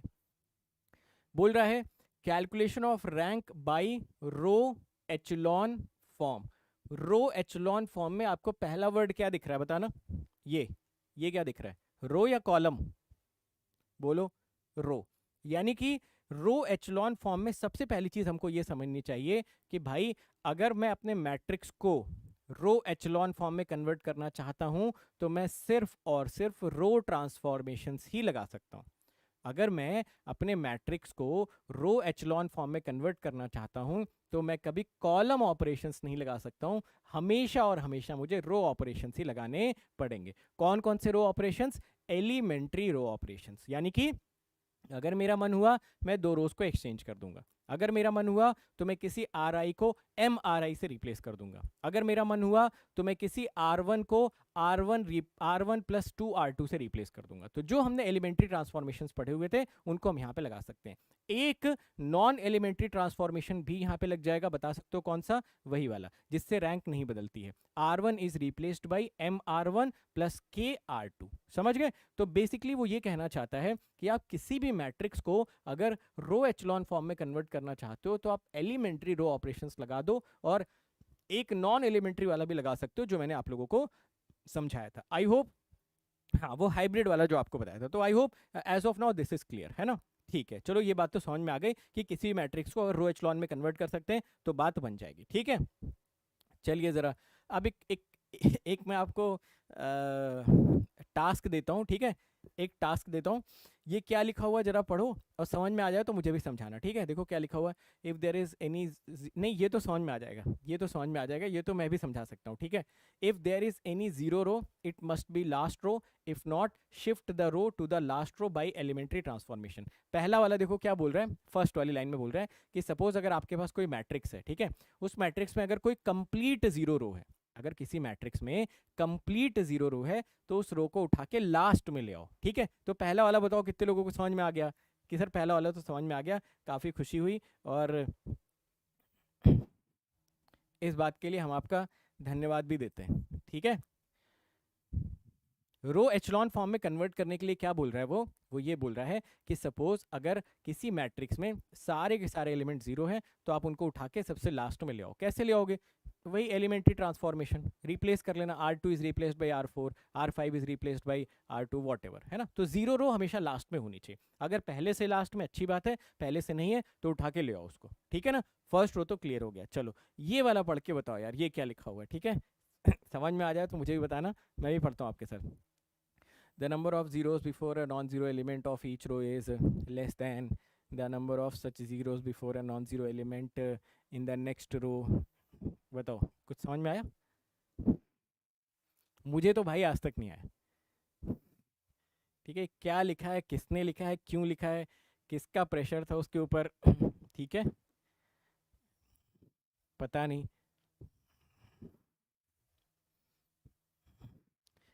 कुछ समझ में आया? नहीं आया ना? चलो मैं समझाता हूँ, मैं आपको समझाने की कोशिश करता हूँ। ये क्या लिखा हुआ, ये तो समझ में आ गया, इसको मैं आपको आसान भाषा में समझाता हूँ, ठीक है। आइए जरा इसको आसान भाषा में समझते हैं। जरा ध्यान से सुनिएगा मेरी बात को। यहाँ पर मैंने आपके सामने 6 क्वेश्चंस रखे हुए हैं, बहुत ध्यान से सुनिएगा मैं क्या बोल रहा हूँ, ठीक है। अब अगले 10 मिनट तक मुझे आप सभी लोगों का अनडिवाइडेड अटेंशन चाहिए, ठीक है। अनडिवाइडेड अटेंशन मतलब पूरी तरीके से फोकस यहाँ पे होना चाहिए। अगर बाबू का मैसेज आ रहा है, बाबू को भूख लगी है, तो उसको बोल दो कि भाई 10 मिनट वेट कर ले, अभी खाना वाना सब मिलेगा, 10 मिनट तक के लिए मुझे यहाँ पे फोकस करने दे, ठीक है। चलो आ जाओ इधर, ध्यान दो। 6 क्वेश्चंस मैंने यहाँ पे दिए हुए हैं। मैं चाहता हूँ कि मैं इन 6 क्वेश्चंस में बस ये जज करूँ कि ये वैलिड रो एचलॉन फॉर्म है या नहीं है। पहले क्वेश्चन में मुझे देखना है कि ये वैलिड रो एचलॉन फॉर्म है या नहीं है। सेकेंड क्वेश्चन में मुझे देखना है ये वैलिड रो एचलॉन फॉर्म है या नहीं है। थर्ड में मुझे देखना है ये वैलिड रो एचलॉन फॉर्म है या नहीं है। फोर्थ में मुझे देखना है, फिफ्थ में मुझे देखना है, सिक्स्थ में मुझे देखना है। मुझे वैलिड रो एचलॉन फॉर्म में कन्वर्ट नहीं करना है, कन्वर्ट करना है इसके बाद सीखेंगे। ये 6 सवाल दिए गए हैं और बोला जा रहा है कि जरा देख के बताइए कि क्या ये वैलिड रो एचलॉन फॉर्म है या नहीं है। अब वैलिड रो एचलॉन फॉर्म क्या होता है, जरा ध्यान से मेरी बात को समझने की कोशिश करिए। वैलिड रो एचलॉन फॉर्म में बोला ये जाता है कि अगर आपके पास कोई जीरो रो है तो वो हमेशा लास्ट में होनी चाहिए। अगर कोई जीरो रो है तो हमेशा लास्ट में होनी चाहिए। दूसरा ये बोलता है कि अगर आप रो बाय रो नीचे आने की कोशिश करोगे, मतलब अगर आप रो को एक सीढ़ी मान लो और आप first row, second row, third row ऐसे नीचे आने की कोशिश करोगे, तो जो नंबर ऑफ जीरोस हैं वो बढ़ते हुए क्रम में होने चाहिए। समझे? अगर कोई जीरो रो है तो वो कहां पर होनी चाहिए, लास्ट में होनी चाहिए। उसके अलावा अगर आप फर्स्ट रो से सेकेंड रो से थर्ड रो पे जा रहे हो तो जो नंबर ऑफ जीरोस हैं वो बढ़ते हुए क्रम में होने चाहिए। मगर एक बात का ध्यान रखना, ये जो नंबर ऑफ जीरोस आप काउंट कर रहे हो ये before a non zero element तक ही काउंट करना आपको। जैसे कि एग्जांपल के तौर पे अगर मैं आपको, चलो एक एग्जांपल भी मैं आपको अभी समझाता हूँ थोड़ी देर में, बट मैं एक बार फिर से अपने सारे स्टेटमेंट्स को रिपीट करता हूँ। अगर कोई जीरो रो है तो वो हमेशा सबसे लास्ट रो में होना चाहिए। उसके अलावा जो नंबर ऑफ जीरोस हैं वो स्ट्रिक्टली एंड स्ट्रिक्टली बढ़ते हुए क्रम में होने चाहिए, है ना। जो आप जीरो की काउंटिंग करोगे वो जीरो की काउंटिंग आपकी होगी कब तक, जब तक कि कोई नॉन जीरो एलिमेंट नहीं मिल जाता है। जैसे कि एग्जाम्पल के तौर पे अगर मैं यहाँ पर जीरो लिख देता, है ना, अगर मैं सपोज यहाँ पर जीरो लिख देता तो यहाँ पर जब आप काउंट करते तो आपको 1 और 2 जीरो ही काउंट करना पड़ता है, ठीक है, क्योंकि इसके बाद एक नॉन जीरो एलिमेंट आ गया। तो समझ गए ना जीरो की काउंटिंग कैसे करनी है। ऐसे नहीं करना है 1 2 3 काउंट कर लिया, no, the number of zeros before a non zero element should be counted. तो मेरे ख्याल से इतना हमारे पास ठीक ठाक तरीके से आइडिया लग गया कि हमें रो एचलॉन फॉर्म की वैलिडिटी को कैसे टेस्ट करना चाहिए। चलें टेस्ट करना स्टार्ट करें। ठीक है, थोड़ा बहुत जिनको अभी डाउट होगा हम लोग टेस्ट करते करते उन चीज़ों को क्लियर कर लेंगे। सबसे पहले फर्स्ट वाले पे आते हैं।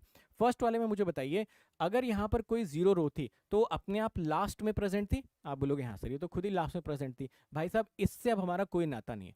जो भी जीरो रोज होते हैं अगर आप उनको उठा के लास्ट रो में लाते हैं तो इनसे हमारा कोई मतलब नहीं है। अब यहाँ पर एक ही रो बची हुई है, एक ही रो में जीरो होता या नहीं होता उससे कोई फर्क नहीं पड़ता। यानी कि ये पहला वाला जो हमारा फॉर्म है this is valid RE form. बोलो हाँ या ना, बोलो।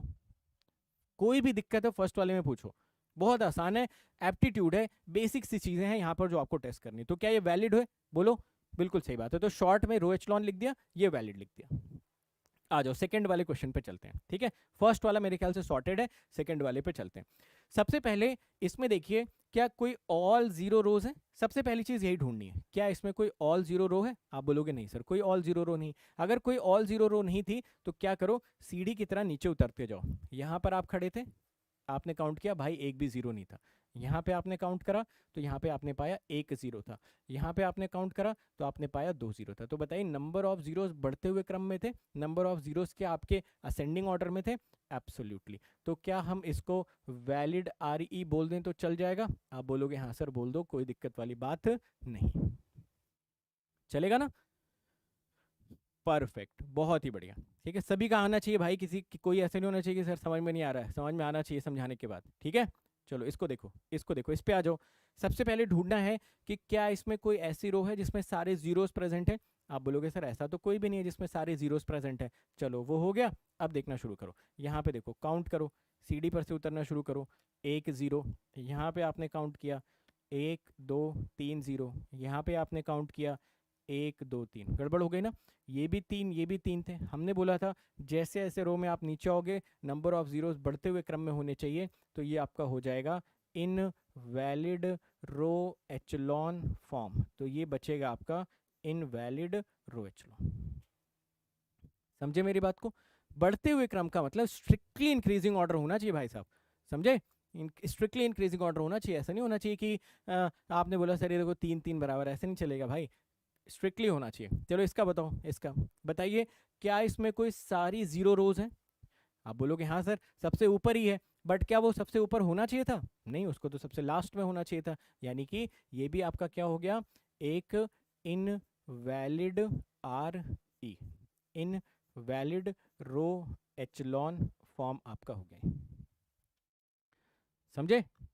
अगर कभी भी सारी के सारी जीरो रोज हैं तो वो हमेशा लास्ट रो। अच्छा, क्या आप यहां से एक वैलिड रो एचलॉन बना सकते थे, यहां से वैलिड बना सकते थे। आप बोलते हैं हाँ सर बना सकते थे, बस एक ट्रांसफॉर्मेशन लगाने का आप मौका दे दीजिए। कैसे, अगर आप इसमें ऐसा ट्रांसफॉर्मेशन लगा लें कि सबसे पहले इस R1 को रिप्लेस कर लें R2 से और इस R2 को रिप्लेस कर लें R3 से, है ना। तो बेसिकली एक ऐसा ट्रांसफॉर्मेशन लगा के अगर आप इसको उठा के लास्ट में ले आओ, इसको थोड़ा ऊपर लेके जाओ, तो यहाँ से वैलिड रो एचलॉन फॉर्म आप बना सकते थे। दो ट्रांसफॉर्मेशन लगाने पड़ते हैं, दो बार लगाना पड़ता है। ठीक है, एक बार क्या करना पड़ता, इसको ऊपर लेके जाते, इस जीरो को बीच में लाते, फिर इसको ऊपर लेके जाते और इस जीरो को लास्ट में लेके आते। ठीक है, तो ऐसे बनाएंगे भी हम लोग बहुत सारे इनवैलिड को वैलिड बनाएंगे भी। नहीं R1 is replaced by R3 नहीं, स्टेप 1 में R1 और R2 को स्विच करो, स्टेप 2 में R2 और R3 को स्विच कर दो, तो फिर वो आपका वैलिड आर बन जाएगा। ठीक है ना। चलो हाँ, इसका बताओ भाई साहब, क्या इसमें जीरो रोज हैं। आप बोलोगे हाँ सर इसमें तीन जीरो रोज हैं। तो भाई ये तीनों तो हमारे किसी काम के ही नहीं रहे, है ना। एक हमारे पास रो बचा हुआ है, और अगर कभी सिंगल रो होती है फिर तो उसमें क्या वैलिड क्या इनवैलिड। ठीक है, तो ये तो वैलिड ही हो जाएगा हमेशा, वैलिड रो एचलॉन। इसका बताओ वैलिड या इनवैलिड। आप बोलोगे इसमें कोई भी जीरो रो नहीं है, तो हम नंबर ऑफ जीरोस के बढ़ते हुए क्रम पे रिलाई कर रहे थे। यहाँ पे एक भी नहीं था, यहाँ पे दो, यहाँ पे दो, तो ये आपका हो जाएगा इनवैलिड आर ई।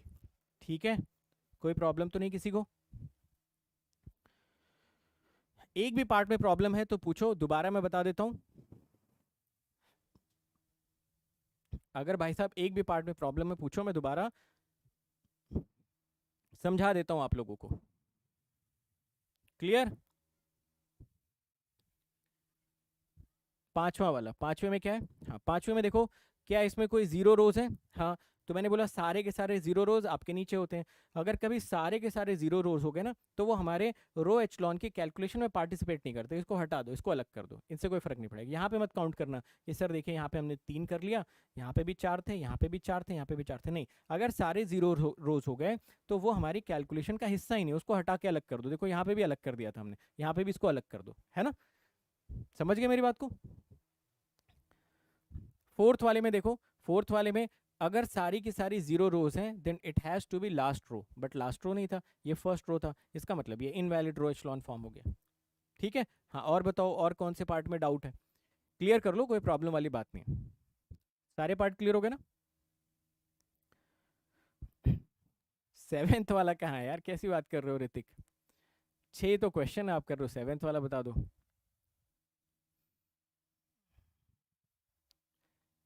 ठीक है, फिफ्थ अभी अभी बताया आप लोगों को। पांचवे में देखो ये सारी की सारी जीरो रोज हैं, सारी की सारी जीरो रोज को आप हटा दो, ठीक है, उनको काउंट नहीं किया जाता है, सारी की सारी जीरो रोज को काउंट नहीं करते, उसके अलावा जो बचेंगे आप उनको काउंट कर लो, सारी की सारी जीरो रोज हटा दो, एक ही रो यहाँ पे आपको दिख रही है, तो ये वैलिड रो एचेलॉन फॉर्म हो जाएगा। ऐसा नहीं करना है कि सर देखिए यहाँ पे 3 है, यहाँ पे भी 4 था, यहाँ पे भी 4 था, यहाँ पे भी 4 था, नो, ये तीनों रो एचेलॉन फॉर्म की वैलिडिटी में पार्टिसिपेट नहीं करेंगे। इसीलिए सबसे पहला स्टेप बोला गया था कि अगर कभी सारे के सारे जीरो रोज प्रेजेंट हैं तो आप उनको लास्ट में ले आइए और उनको अपनी कैलकुलेशन के पार्ट से हटा दीजिए, ठीक है। अब बात क्लियर हो गई सभी को? मेरे ख्याल से आप क्लियर होना चाहिए, ओके। भाई जो बता रहा हूं वो सुन लो, वो सुनोगे तो दिक्कत नहीं आएगी, जो बता रहा हूं अनमोल वो सुनो, ठीक है। आप जो बोल रहे हो वो मुझे नहीं पता भाई वो होता है कि नहीं होता है। चलो अगला बताओ, वैलिड इनवैलिड। यार आप की भी प्रॉब्लम नहीं है असल में, असल में हमारी सोसाइटी ही ऐसी है, ठीक है, हम उसी सोसाइटी में रहते हैं। जैसे मान लो आप किसी इंजीनियरिंग कॉलेज में पढ़ते हो, ठीक है, ये आप हो और ये आपकी पड़ोसन बी, ठीक है, पड़ोसन लड़का भी हो सकता है। आप सेलेक्ट हो गए, कहाँ सेलेक्ट होना चाहते हो, मान लेते हैं कि आप गूगल में सेलेक्ट हो गए, ठीक है, और ये कहीं सेलेक्ट नहीं हो पाया या नहीं हो पाई, तो जो ये होगा इसके फैमिली वाले क्या सोचेंगे, अरे पैसे दे के करवा दिया होगा, अरे जुगाड़ से हो गया होगा, अरे किसी ने अप्रोच लगा दी होगी।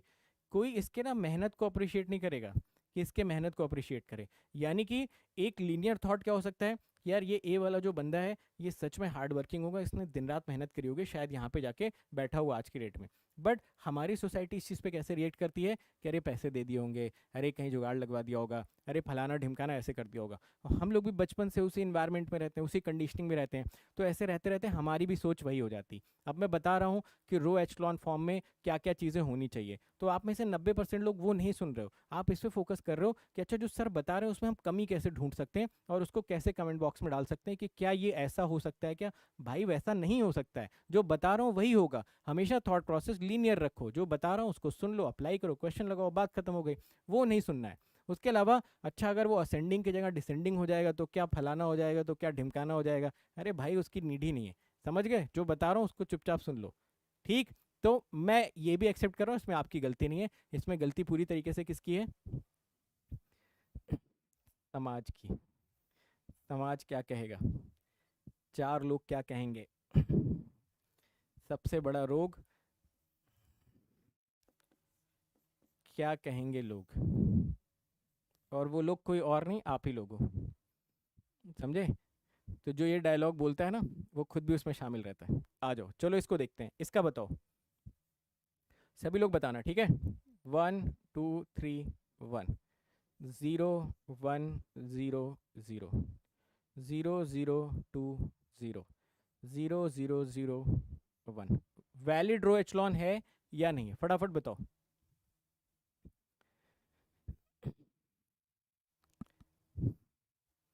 ये वैलिड रो एचलॉन है या नहीं है भाई साहब, जल्दी बताओ, पक्का वैलिड।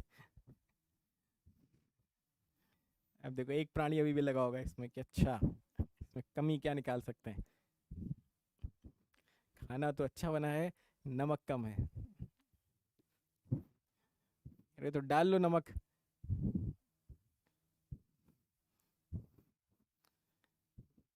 चलो देखते हैं, आ जाओ।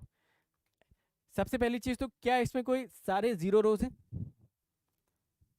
एक भी जीरो रो नहीं है, तो आप सारा का सारा भरोसा किस पे लगाते हैं, रो के ऊपर। ये लो यहाँ पर एक जीरो, यहाँ पर यार मुझे 3 जीरो दिख रहे हैं, देखो 1 2 3, गलत दिख रहे हैं क्या मुझे। आप बोलोगे नहीं नहीं नहीं सर ऐसी गुस्ताखी मत करिएगा, जीरो जो आप काउंट कर रहे हैं ना वो हमेशा नॉन जीरो एलिमेंट से पहले ही काउंट करिएगा, है ना। यानी कि आप ये कहना चाहते हो कि सर इस 1 के पहले जो है ना यही वाला जीरो काउंट होगा, सर ये काउंट करने की नीड नहीं है, which means number of zeros before और non zero element should be counted, है ना। ठीक बात है, इसमें कोई प्रॉब्लम वाली बात तो है नहीं, परफेक्ट। चलो तो ये तो सॉर्टेड हो गया। इसके नीचे आए तो जीरोस बढ़ते हुए क्रम में होने चाहिए 1 2, इनको ही काउंट करेंगे, ये काउंट करने की नीड नहीं। फिर नीचे आए 1 2 3, इसका मतलब ये हो गया आपका वैलिड आर ई चलेगा? बोलो, हो गया valid row echelon? Absolutely, absolutely. एक सवाल और करके बताओ, ठीक है? एक सवाल और करके बताओ, ये लो। 0 0 1 0 0 0 0 1 0 0 0 0 0 0 0 0। ठीक है, चलो बताओ, वैलिड है इनवैलिड है? क्या है ये, बोलिए।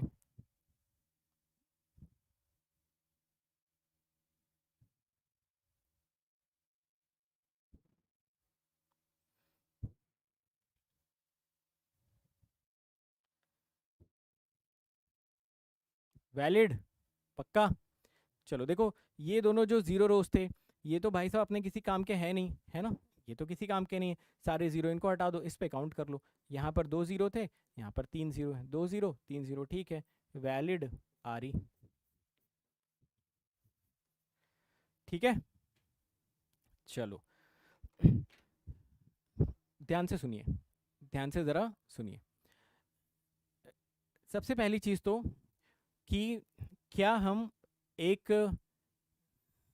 क्या हम एक वैलिड रो एचलॉन फॉर्म को आइडेंटिफाई करना सीख चुके हैं?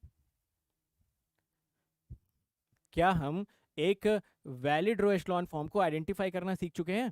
बोलो। हाँ, सीख चुके हैं। यानी कि अगर मैं आपको एक मैट्रिक्स दूं, तो देख के बता दोगे कि ये वैलिड रो एचलॉन है या नहीं है? अगर मैं आपको एक मैट्रिक्स दूं, तो देख के बता दोगे ये वैलिड रो एचलॉन है या नहीं है? देख के बता देंगे, ठीक है। तो फायदा क्या हुआ? देखिए मेरी बात को ध्यान से सुनिए। सपोज आपके पास एक मैट्रिक्स दे रखा है, और वो मैट्रिक्स अगर खुद रो एचलॉन फॉर्म में है, तो आप उसमें काउंट कर लीजिए कि कितने number of non zero rows हैं। एक मैट्रिक्स है, अगर वो रो एचलॉन फॉर्म में है, तो आप सिंपली काउंट कर लीजिए उसमें कितने number of non zero rows हैं, वही उस मैट्रिक्स की रैंक हो जाएगी। अब बताओ, रो एचलॉन भाई ने खतरनाक काम किया कि नहीं किया? ये बोल रहे हैं कि वो सब हटाओ, डायग्राम वायग्राम फ्लो चार्ट वगैरह दुनियादारी जो आप कर रहे थे। ये कह रहे हैं कि भाई एक गिवन मैट्रिक्स है, उसको रो एचलॉन फॉर्म में कन्वर्ट करो। कर दिया।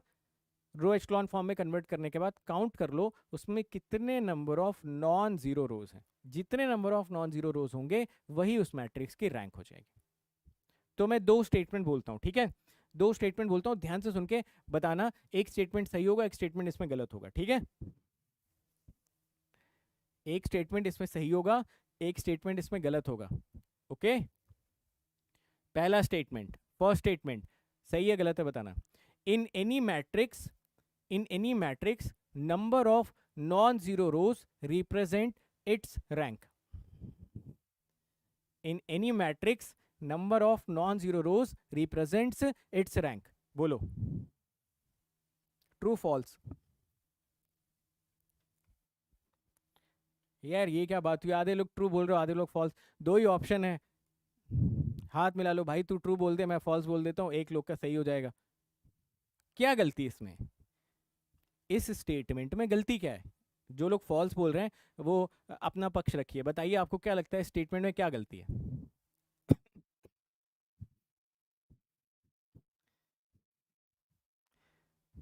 एब्सोल्युटली, गौरव बोल रहे हैं। गौरव ने बोला। अब मैं दूसरा स्टेटमेंट बोलता हूं, दूसरा स्टेटमेंट आप बताना सही है गलत है। If any matrix is in row echelon form, then number of non zero rows represent its rank. Statement और स्टेटमेंट टू में आपको फर्क समझ में आया? किसी भी मैट्रिक्स के नंबर ऑफ नॉन जीरो रोज उसकी रैंक नहीं बताते भाई। अगर उस मैट्रिक्स को आपने रो एचलॉन में कन्वर्ट कर दिया है, तब जो उसमें नंबर ऑफ नॉन जीरो रोज होंगे वो उसकी रैंक बतलाएगा। ये छोटा सा पॉइंट है, बट बार बार गलतियां हमसे होती हैं। जल्दबाजी में हम रैंक कैलकुलेट करने के लिए रो एचलॉन में कन्वर्ट नहीं करते, उसी का गिन लेते हैं नॉन जीरो कितने हैं, और आंसर गलत हो जाता है। अब आगे से तो ये गलती नहीं करोगे, आगे से दिमाग में रहेगी बात सभी लोगों के, ठीक है? बहुत ही बढ़िया, ठीक है, शानदार। चलिए, दो लाइंस आपके लिए लिखी गई है यहाँ पे, इरशाद है। ये दोनों लाइंस पढ़ लो और बताओ क्या ये चीज़ें मैं आपको पहले ही बता चुका हूँ? पढ़ो फटाफट। Row echelon form only elementary row operations has to be used, elementary column operations are prohibited, नहीं लगा सकते हो आप। एंड रैंक किसी मैट्रिक्स की क्या रिप्रेजेंट करेगी? Number of non zero rose, number of non zero रोज किसमें? इन रो एचलॉन फॉर्म। भाई साहब बहुत ही ज्यादा इंपॉर्टेंट, ठीक है। पढ़ लीजिए दोनों दोनों स्टेटमेंट्स पे हामी भरिए कि हाँ सर दोनों स्टेटमेंट से हम अग्री करते हैं। और अब हम रैंक की कैलकुलेशंस करने के लिए रो एचलॉन फॉर्म की तरफ बढ़ना चाहते हैं, ठीक है।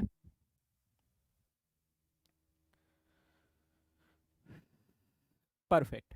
तो अब देखिए ऑब्वियसली हमारे सामने दो तरीके के क्वेश्चंस आ सकते हैं। एक मैट्रिक्स एग्जामिनर दे, हो सकता है एग्जामिनर ही उसको रो एचलॉन फॉर्म में बना के दे दे। भाई एग्जामिनर ही दे दे रो एचलॉन फॉर्म में बना के, तो हम बस number of non zero rows count करके उसको आंसर बता देंगे, है ना। या वो हो सकता है कि नॉर्मल मैट्रिक्स दे और हमें रो एचलॉन फॉर्म में कन्वर्ट करना पड़े। तो रो एचलॉन फॉर्म में कन्वर्ट कैसे करना है वो भी आपको सिखाता हूं, और अगर बना बनाया आ जाए तो रैंक आपको कैसे बताना है वो भी आपको बताता हूं, ठीक है। तो शुरू किया जाए क्वेश्चन सॉल्व करना। मजा आ रहा है?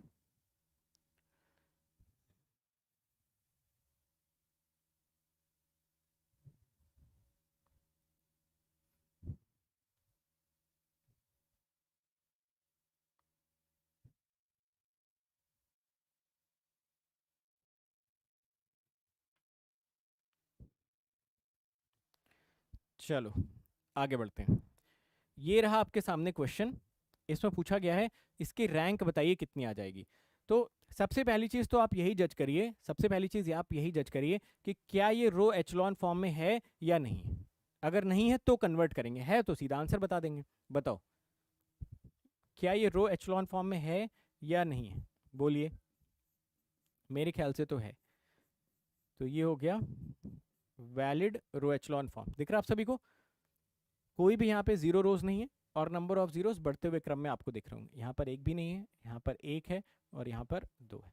तो यहाँ पर इसकी रैंक सिंपली कितनी हो जानी चाहिए थी? 3, है ना। बिना कोई कैलकुलेशन किए आप बोल सकते थे इसकी रैंक कितनी हो जाएगी? 3 हो जाएगी। डन है। सभी लोग लिखिए। दो कैसे लिख रहे हो भाई? रैंक 2 कैसे लिख रहे हो? नंबर ऑफ नॉन जीरो रोज कितने हैं यहाँ पे? देखो ये भी है एक नॉन जीरो रो, ये भी है एक नॉन जीरो रो, ये भी एक नॉन जीरो रो। अगर कोई मैट्रिक्स रो एचलॉन फॉर्म में है तो उसमें नंबर ऑफ नॉन जीरो रोज जो होते हैं वही उसकी रैंक को निर्धारित करते हैं, ठीक है। समझ गए इस बात को? करेक्ट। किसी को कोई डाउट तो नहीं है? अगला क्वेश्चन करें। नेक्स्ट क्वेश्चन, इस क्वेश्चन को देखो, इसकी रैंक बताओ। सबसे पहली चीज तो आपको बताना है कि क्या ये वैलिड रो एचलॉन फॉर्म है। चेक करो बताओ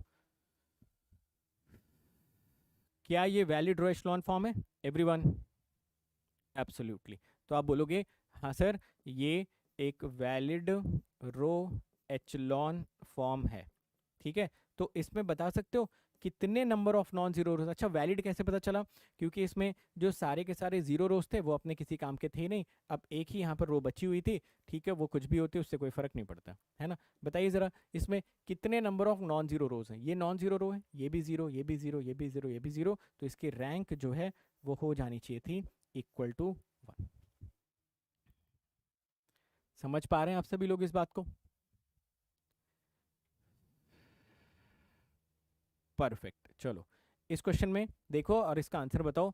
सबसे पहली चीज कि क्या ये एक वैलिड रो एचलॉन फॉर्म है, और अगर है तो रैंक कितनी? वैलिड रो एचलॉन फॉर्म में अगर कोई जीरो रो है तो वो हमेशा लास्ट में होनी चाहिए, अगर कोई जीरो रो है तो वो हमेशा लास्ट में होनी चाहिए, और उसके अलावा number of zeros row wise हमेशा घटते हुए या डिक्रीजिंग ऑर्डर में होने चाहिए। तो देखिए क्या ये वैलिड रो एचलॉन फॉर्म है? आपने बोला हाँ, ठीक है। यहाँ पे एक भी जीरो नहीं था, यहाँ पे एक जीरो था। ये जो कंप्लीट जीरो वाली रो थी ये तो लास्ट में ऑलरेडी प्रेजेंट थी, तो आपने बोला कि this is valid row echelon form, ठीक है। रैंक यहाँ से कितनी आ जाएगी? Number of non zero rows count करिए, 1 2, रैंक यहाँ से मिल गई 2। क्लियर? अगला क्वेश्चन किया जाए। नेक्स्ट क्वेश्चन पढ़िए, सॉल्व करके बताइए क्या ये वैलिड रो एचलॉन फॉर्म है। और अगर वैलिड रो एचलॉन फॉर्म है तो इसकी रैंक कितनी होनी चाहिए। अगर कोई जीरो रो है वो लास्ट में होनी चाहिए, बाकी नंबर ऑफ जीरोज आपके बढ़ते हुए क्रम में होने चाहिए। यहाँ पर 2 जीरोज, यहाँ पर 3 जीरोज, यहाँ पर 4 जीरोज। लास्ट वाली जो जीरो रो है वो हमारे डिस्कशन का पार्ट थी ही नहीं, तो उसको तो हम ऐसे ही रूल आउट कर देते हैं। बताओ क्या ये वैलिड रो एचलॉन फॉर्म बना? बिल्कुल। वैलिड रो एचलॉन फॉर्म में नंबर ऑफ नॉन जीरो रोज यहाँ पर आप लोगों को कितने दिख रहे हैं? 1 2 3। तो यहाँ से आपके मैट्रिक्स की रैंक कितनी हो जानी चाहिए थी? 3। कर पा रहे हैं सभी लोग क्वेश्चन? है ना? ठीक है, तो ये क्वेश्चंस ऐसे हैं जहां पे एग्जामिनर ने खुद ही रो एचलॉन फॉर्म बना के दिया हुआ है, आपसे पूछ रहा है भाई बताओ रैंक कितनी हो जाएगी। अगला क्वेश्चन करें। चलिए ये क्वेश्चन देखिए। सबसे पहले तो बताइए कि क्या ये वैलिड रो एचलॉन फॉर्म है, और अगर है तो रैंक इसकी कितनी आ जाएगी। Is it a valid row echelon form? आप बोलोगे एब्सोल्युटली सर, यहाँ पर हमने देखा कोई भी जीरो रो नहीं थी, बाकी नंबर ऑफ जीरोज आपके बढ़ते हुए क्रम में थे, तो आप यहाँ पे लिख सकते थे कि हाँ ये एक वैलिड रो एचलॉन फॉर्म है। और अगर ये वैलिड रो एचलॉन फॉर्म है तो रैंक यहाँ से हो जानी चाहिए थी नंबर ऑफ नॉन जीरो रोज। ये भी नॉन जीरो, ये भी नॉन जीरो, ये भी नॉन जीरो, रैंक हो जाती 3। करेक्ट?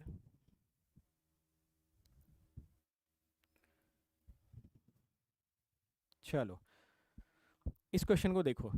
अब मैं चाहूंगा कि इस क्वेश्चन पे आप थोड़ा सा फोकस करने की कोशिश करें, ठीक है? इस क्वेश्चन पे फोकस करने की कोशिश करें। मुझे बताएं क्या ये एक वैलिड रो एचलॉन फॉर्म है? बोलो, क्या ये आपका एक वैलिड रो एचलॉन फॉर्म है? नहीं। आप बोलोगे सर ये तो इनवैलिड रो एचलॉन फॉर्म है। इनवैलिड रो एचलॉन फॉर्म है, ठीक है? अब जरा ध्यान से देखिए, कोई कॉपी पे कुछ नोट नहीं करेगा, ठीक है? कोई भी कॉपी पे कुछ नोट नहीं करेगा, ध्यानपूर्वक मेरी बात सुनने की कोशिश करेगा। देखिए, अगर ये एक इनवैलिड रो एचलॉन फॉर्म है तो इसको आप वैलिड रो एचलॉन फॉर्म में कैसे कन्वर्ट कर सकते हो, इस पे हम थोड़ा सा डिस्कशन करना चाहते हैं। कैसे कन्वर्ट करेंगे जरा ध्यान से देखिए। सबसे पहले आप देखा करो कि यहाँ पर कौन सा एलिमेंट रखा हुआ है। सबसे पहला एलिमेंट A11 पे आपका पूरा फोकस होना चाहिए, है ना? A11 पे आपका जब पूरा फोकस होगा ना, तो सबसे पहला काम आप ये करेंगे, कुछ भी करके, जो भी आपके आपके पास रूल्स हैं, 3 एलिमेंट्री और एक नॉन एलिमेंट्री ना, टोटल 4 रूल्स आपके पास हैं। कुछ भी करके इन दोनों को निपटाने की कोशिश करो, इन दोनों को जीरो बनाने की कोशिश करो। समझ गए मेरी बात को? इस एलिमेंट की मदद से इन दोनों को जीरो बनाने की कोशिश करनी है। सबसे पहला काम हमारा यही होना चाहिए। तो अगर मैं इन दोनों को जीरो बनाने की कोशिश करता हूं तो क्या मुझे सिंपल सा R2 is replaced by R2 minus R1 and R3 is replaced by R3 minus R1, क्या ये दोनों एलिमेंट्री ट्रांसफॉर्मेशन मुझको साइमल्टेनियसली लगा देने चाहिए? इकट्ठा लगा देते हैं एक साथ, कोई फर्क तो पड़ेगा नहीं, है ना भाई? R2 अंडर ट्रांसफॉर्मेशन था तो हम R2 यूज नहीं कर रहे, बाकी हमने R3 की मदद ले ली, ठीक है? चलो, तो यहाँ से हमारे पास एक दूसरा मैट्रिक्स आ जाएगा। इसके ऊपर मैं ऐसा लगा देता हूँ, इसको बोलते हैं हम लोग A इक्वी वैलेंट। यहाँ से देखिए मिला 1 1 1, ये आपको मिल जाएगा 0 -2 0, ये आपको मिल जाएगा 0 0 0। बोलिए, सही बात है? कोई दिक्कत किसी को? मैं बोल रहा हूँ ना, नोट मत करना, अभी सिर्फ सुनने पे फोकस करो मैं क्या बोल रहा हूँ। ठीक है, यहां तक सभी लोग अलाइंड हैं? परफेक्ट। उसके बाद देखिए जरा, ये जो आपको यहाँ पे 1 दिख रहा है ना, इसको समझ लो कि ये है मोहल्ले की आंटी। ठीक है, बताइए जो मोहल्ले की आंटी होती है उनकी नज़र अपने घर में ज़्यादा होती है या पड़ोस के घर में? उनकी जो नज़र होती है वो अपने घर में ज़्यादा होती है, पड़ोस के घर में ज़्यादा होती है?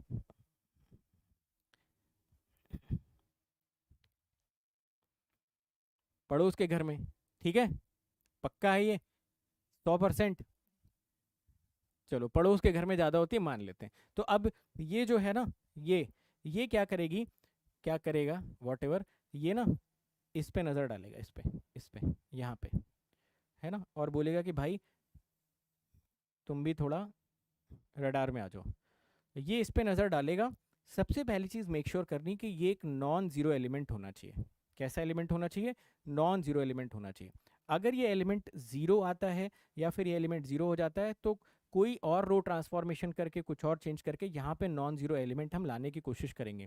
तो मोहल्ले की आंटी इसको देखती है, यहाँ पर एक नॉन जीरो एलिमेंट होना चाहिए और इससे बोलती है कि भाई तुम्हारे नीचे का जो एलिमेंट है ना वो जीरो होना चाहिए, अगर नहीं होता तो बनाते। तो रो एचलॉन फॉर्म में कन्वर्ट करने का तरीका क्या है कि सबसे पहले ये जो मोहल्ले की आंटी है ये सबसे पहले अपने घर का सुधार करेगी, इन दोनों को निपटाएगी, फिर पड़ोसी पे नजर डालेगी, इससे बोलेगी कि भाई तुम सबसे पहले नॉन जीरो रहना और तुम्हारे नीचे वाला एलिमेंट भी जीरो होना चाहिए, नहीं है तो करो। समझ गए? तो अच्छी आंटी है ये, ठीक है। पहले इन्होंने एग्जाम्पल सेट किया, अपने बेटे बेटियों को पढ़ा के उनको काबिल बना के, फिर पड़ोस वाले को भी बोल रहे हैं कि ठीक है भाई तुम भी एक काम करो, अपने बच्चों को काबिल बनाओ। क्लियर हुई बात? अरे बोलो भाई, है ना? ठीक है। तो मतलब जो हमारा ऑब्जेक्टिव था वो एक ही स्टेप में सर्व हो गया, जो हमारा ऑब्जेक्टिव था ना मुझे लग रहा है कि एक ही स्टेप में सर्व हो गया। जैसे हमने इन दोनों को जीरो बनाया, जीरो बनाने के बाद हमने पड़ोस में देखा ये नॉन जीरो था, इसके नीचे का जीरो था, डन है। ऐसा अगर आप करोगे 110% ये रो एचलॉन फॉर्म में कन्वर्ट हो जाएगा। आप चाहो तो टेस्ट करके देख लो, देखो क्या ये एक वैलिड रो एचलॉन फॉर्म है, चेक करके देखो। सारी की सारी जीरो रोज लास्ट में प्रेजेंट है और नंबर ऑफ जीरोज आपको बढ़ते हुए क्रम में दिख रहे होंगे, तो मुझे बता सकते हो यहाँ से रैंक कितनी आ जाएगी? रैंक आ जाएगी number of non zero rows in row echelon form, कहीं पर भी नहीं। रो एचलॉन फॉर्म में number of non zero rows 2 दिख रहे हैं, तो रैंक इसकी हो जानी चाहिए थी 2। समझे मेरी बात को?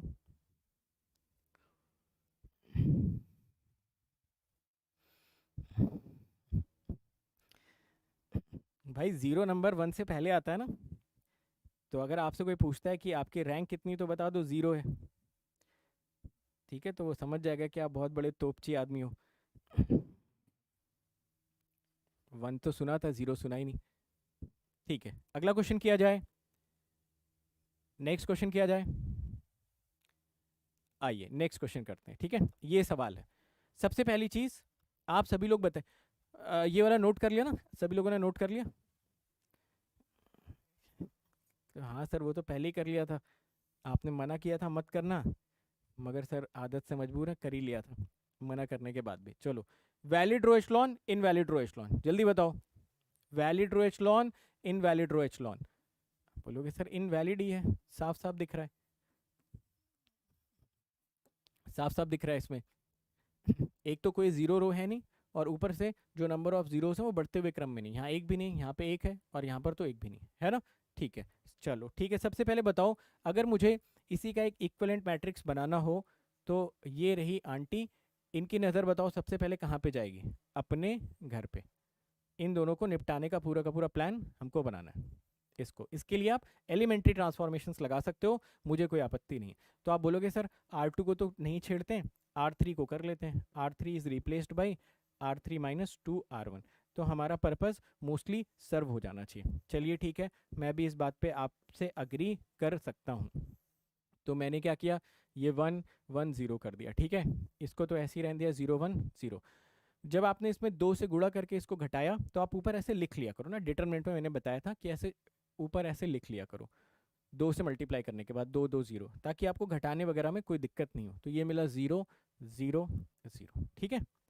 बात अभी यहीं खत्म नहीं हुई है, बात अभी यहीं खत्म नहीं हुई है, अभी आपको दूसरी चीज भी वेरीफाई करनी है। ये था आपका, आपने पड़ोसी पे नजर डाली, आपने देखा भाई ये नॉन जीरो था, अच्छी बात है, इसको सलाह दी कि भाई नीचे वाले को जीरो कर, इसने देखा तो ये जीरो था। इसका मतलब अगर ये टेस्टिंग हो चुकी है तो ये वैलिड रो एचलॉन में कन्वर्ट हो चुका है। आप चाहो तो चेक करके देख लो, सारी की सारी जीरो रोज नीचे पड़ी हुई है।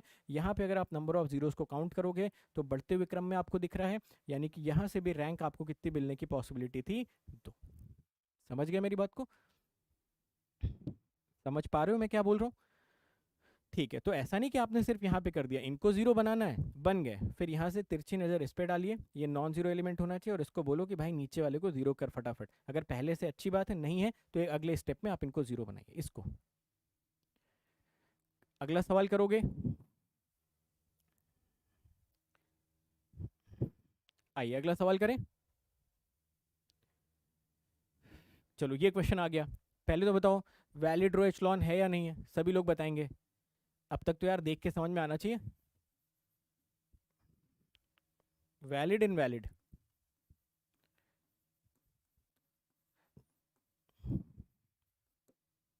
इनवैलिड रो एचलॉन। है ना। इनवैलिड रो एचलॉन फॉर्म है यार, ऑब्वियस सी बात है, कहाँ सारे जीरो रोज कहीं है नहीं, नंबर ऑफ जीरोस बढ़ते हुए क्रम में होने चाहिए थे, है ना। तो अगर आप यहाँ पर देखो तो यहाँ पर यहाँ पर यहाँ पर जीरोस तो थे ही नहीं, नंबर ऑफ जीरोस तो बढ़ते हुए क्रम में होने चाहिए थे ना। तो जैसे यहाँ पर एक भी जीरो नहीं था, तो यहाँ पे कम से कम एक जीरो होना चाहिए था ना सेकंड वाले में, यहाँ भी एक भी नहीं है, यहाँ भी एक भी नहीं, यहाँ पे एक है, तो फर्स्ट और सेकंड में गड़बड़ हो गई। अगर यहाँ पर जीरो था तो कम से कम एक जीरो यहाँ पर होना चाहिए था, समझ गए ना। तो फर्स्ट एंड सेकंड में कॉन्फ्लिक्ट हो गया। चलो, तो ये आंटी सबसे पहले इनका फोकस अपने घर को सुधारने पे, इन्होंने बोला कि मैं एक काम करती हूँ, R2 को रिप्लेस कर देती हूँ R2 प्लस R1 से, उससे बन जाएगा एक इक्विवेलेंट मैट्रिक्स। ये जो इक्विवेलेंट मैट्रिक्स बन के आया, ये बना आपका 1 2 3, है ना। इसको जोड़ दिया इन्होंने, 0 4 5 और ये 0 5 6, ठीक है ना।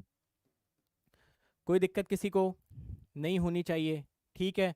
अब जरा बताओ, यहाँ पे देखो, ये 1 पे आपने देखा, इधर नजर गई, ये नॉन जीरो था, मगर इसके नीचे वाला जो एलिमेंट था उसको आपको जीरो करना था। ये तो नॉन जीरो था, ये ठीक है रेंज में, इसको जीरो करने की सलाह हमको दी जा रही है। इसको हम कैसे जीरो कर सकते हैं बताइए जरा।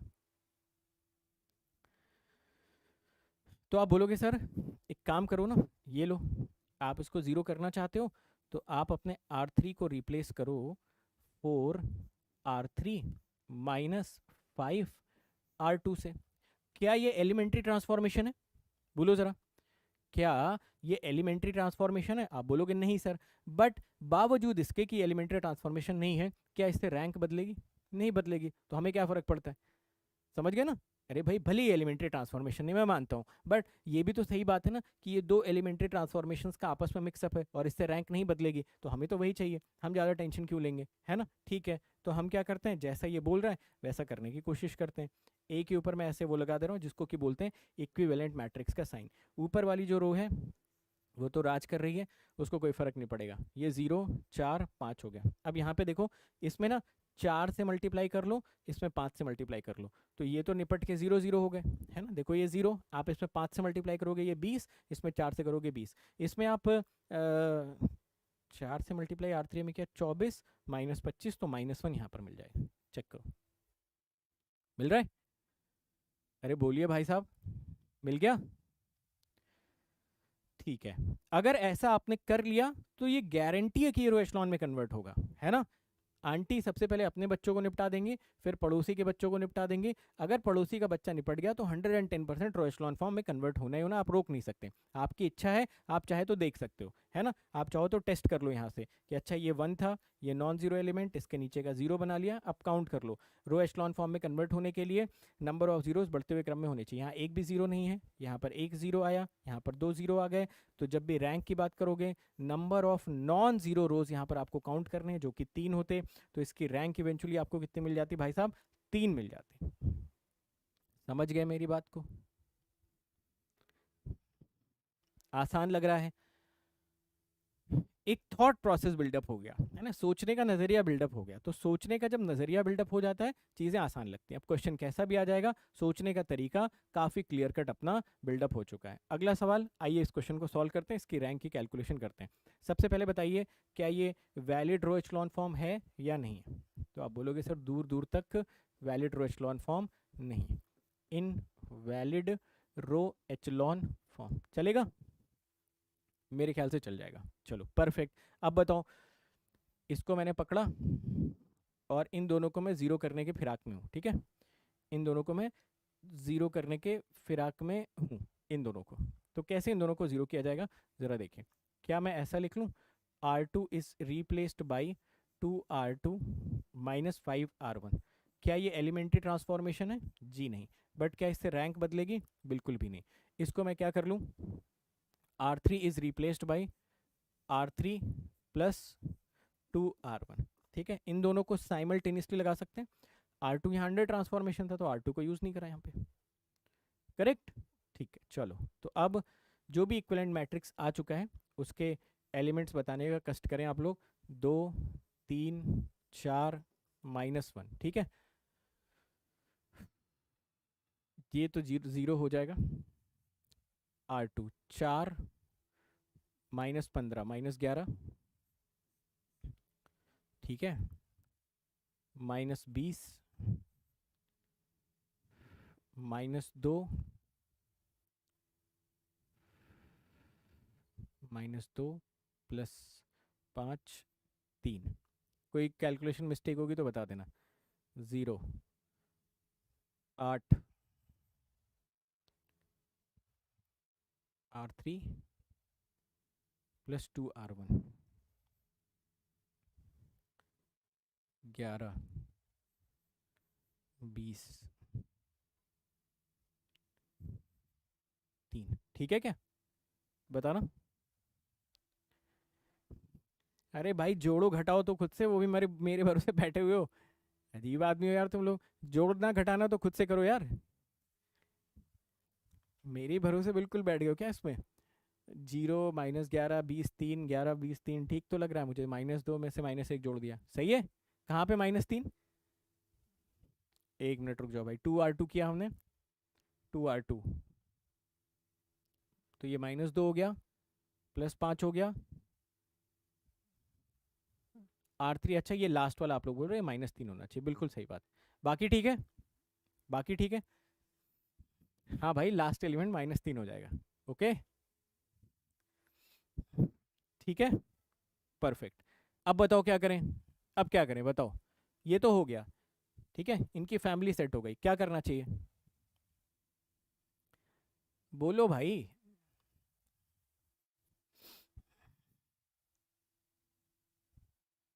अब आप बोलोगे कि सर इसको पकड़ो, ठीक है, पड़ोस में जाओ, ये नॉन जीरो था, अच्छी बात है।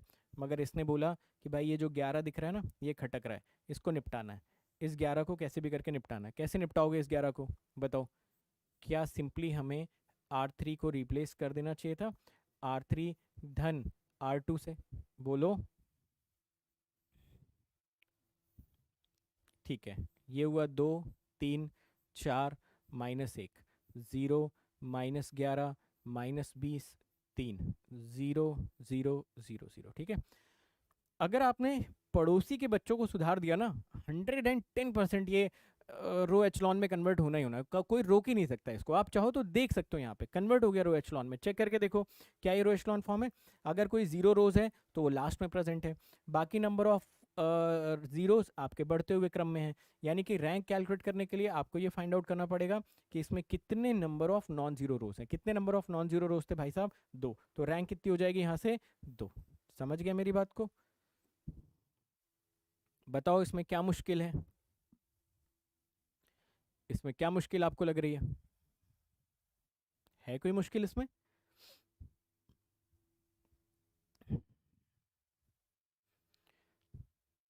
सिंपल सा एक लीनियर सा एक आपको प्रोसेस बता दिया, जिसमें दिमाग लगाने की जरूरत है नहीं, और जो चीज़ है नहीं उसको पता नहीं लगा क्यों रहे हो, ये मुझे समझ में नहीं आ रहा है।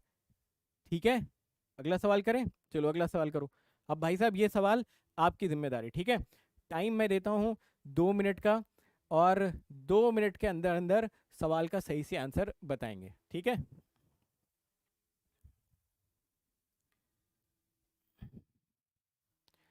ऑपरेशन लगा के भी रो एचलॉन में कन्वर्ट ना हो, नहीं भाई ऐसा नहीं होगा। आप किसी भी मैट्रिक्स को रो एचलॉन फॉर्म में कन्वर्ट कर सकते हो, ठीक है। ये देखो, जैसे ही सवाल लगाने को दिया तो एक प्राणी बोल रहा है सर अब कल मिलते हैं। अच्छा भाई मैं चलता हूँ, जो था यहीं तक था।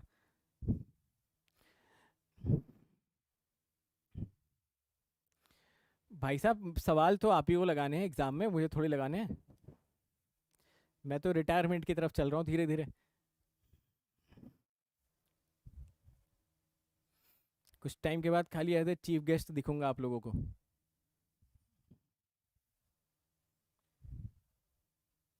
लगाओ सभी लोग आंसर।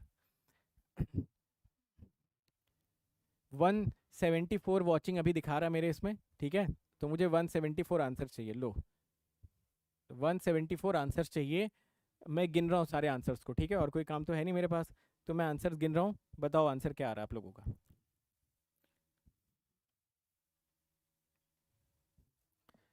क्या है क्वेश्चन? 1 - 1 3618 4 लोग भाग गए आंसर का नाम सुनते ही। 5। 2 मिनट का वक्त आपके पास है, वक्त का पूरा इस्तेमाल करिए और सही सही आंसर दीजिए।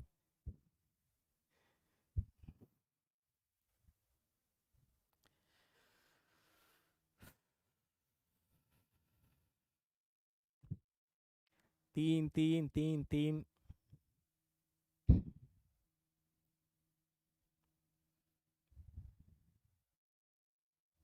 रैंक बता रहे हो, बैक बता रहे हो, अपनी कॉलेज में कितनी लगी थी रैंक?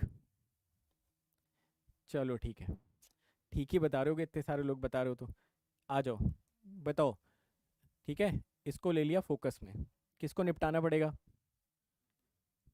इन दोनों को निपटाओ पहले। क्या करोगे? R2 replaced by R2 minus R1, R3 replaced by R3 minus 5 R1। यार एलिमेंट्स बताने में मेरी मदद करो आप लोग। 1 - 1 3 6, 0 9 -6 -10, घटा घटा रहे ना इसमें से? ठीक है, अब इसमें से 5 से मल्टीप्लाई कर दिया। 0 8 -12 और 30 -19। सही है क्या? चेक करो, चेक करो इसको। 0 9 -6 -10 8 -12 -19। I hope this is correct. पक्का? चलो, अब क्या करा जाएगा बताओ? अब किस पे नज़र जाएगी आपकी? ये देखें, ये तो पहले से अपने काबू में था, अच्छी बात थी, ये नॉन जीरो मिल गया। एक ऐसा क्वेश्चन भी कराऊंगा ना जहाँ पे ये जीरो हो जाएगा, फिर क्या करोगे वो समझाऊंगा। फिर आपको रो थोड़ा सा ऊपर नीचे शिफ्ट करनी पड़ेगी। पड़ोसी के पास गए, पड़ोसी को हिदायत दी कि भाई साहब इसको जीरो करो आप। अब आप अगर इसको जीरो करवाना चाहते हो तो आपके सामने एक सिंपल सा रास्ता ये है कि आप R3 को रिप्लेस कर लो 9R3 -8R2। क्या ये जो मैंने लिखा हुआ है ये एलिमेंट्री ट्रांसफॉर्मेशन है? बोलो नहीं। बट क्या ये रैंक को बदलने देगा? बिल्कुल नहीं। तो ठीक है, हमें कोई एलिमेंट्री ट्रांसफॉर्मेशन से ऐसा लगाव थोड़ी है, बस हमारा रैंक ना बदले और क्या, और कैलकुलेशन थोड़ी सी आसान हो जाए। -10। अब आप ये इसको तो ज़ीरो कर ही देता हूँ, ये तो हो ही जाएगा। ठीक है, R3 में 9 से मल्टीप्लाई करना है, -108 और 48, तो ये हो जाएगा आपका -60। ठीक है, और इसमें भी जोड़ लो 171 80 171। ठीक है, चेक करो शायद ये आएगा। 00 -60 -91। ठीक है, हो गया ना? अब देखो, अब देखो ये बोल रहा है कि अगर आपने आंटी के बच्चों को और पड़ोसी के बच्चों को सुधार दिया, रो एचलॉन में कन्वर्ट होना ही होना है। आप चाहो तो चेक करके देख लो। देखो क्या रो एचलॉन में कन्वर्ट हो गया? नंबर ऑफ जीरो रोज कोई थी नहीं, बाकी नंबर ऑफ जीरोज आपके बढ़ते हुए क्रम में आपको दिख रहे थे। तो अगर मुझसे कोई रैंक पूछता तो रो एचलॉन फॉर्म में कन्वर्ट होने के बाद इसमें कितने number of non zero rows हैं? 3। तो इस मैट्रिक्स की रैंक कितनी हो जाती? 3 हो जाती। आई? ठीक है,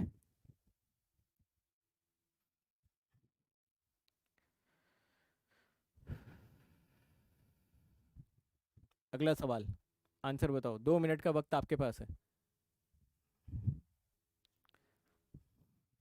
सभी का आंसर चाहिए भाई। ठीक है, दिमाग बिल्कुल भी मत लगाना। चलो जल्दी से आंसर निकाल के बताओ क्या आएगा। नहीं, R1 को टच करोगे तो रो एचलॉन गड़बड़ हो जाएगा, समझ गए? फर्स्ट स्टेप में R1 का सहारा लिया करो, सेकंड स्टेप में R2 का सहारा लिया करो।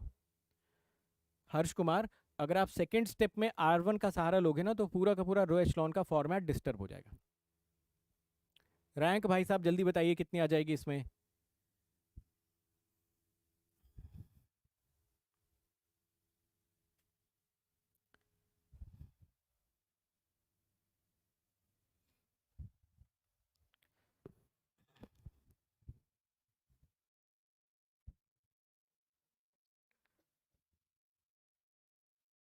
एक दो तीन चार 5 10 तक होती है, काउंटिंग 10 तक गिन लो।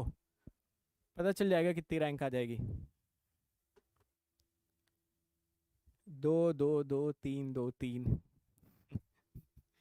यार इतना समझाने के बाद अगर सही आंसर नहीं दे पा रहे हो भाई, तो मुझे जल्दी रिटायर होना पड़ेगा, क्योंकि अपनी गलती तो मानोगे नहीं आप बोलोगे यार सर ने बताया समझ में नहीं आया। 1 1 2 2 1 1 2 2।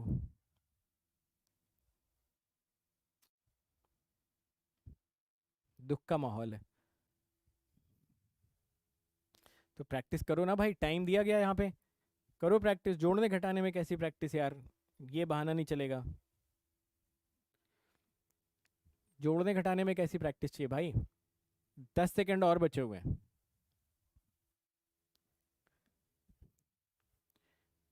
चलो, तो जितने पॉसिबल आंसर हो सकते थे आपने सारे दे दिए। खैर, देखते हैं क्या इसका आंसर आता है। ये 1 है, इसके नीचे वाले दोनों को आपको निपटाना है। ठीक है, तो आप क्या करेंगे, R2 is replaced by R2 minus 3 R1। R3 is replaced by R3 minus R1। ठीक है, इन दोनों को चलो एक साथ निपटाते हैं। इन दोनों को जब आप यहाँ पर अप्लाई करेंगे तो आपको मिलेगा 1 3 4 3।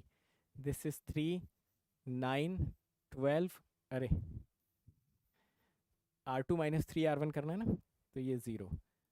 R2 minus 3 R1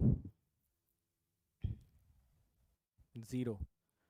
R2 minus 3 R1 0 0। और इसको तो सीधा ही घटा दो, तो 0 0 0 -2। बताओ कितने लोग यहाँ तक पहुँचे थे, पहुँच गए थे आप सभी लोग यहाँ तक?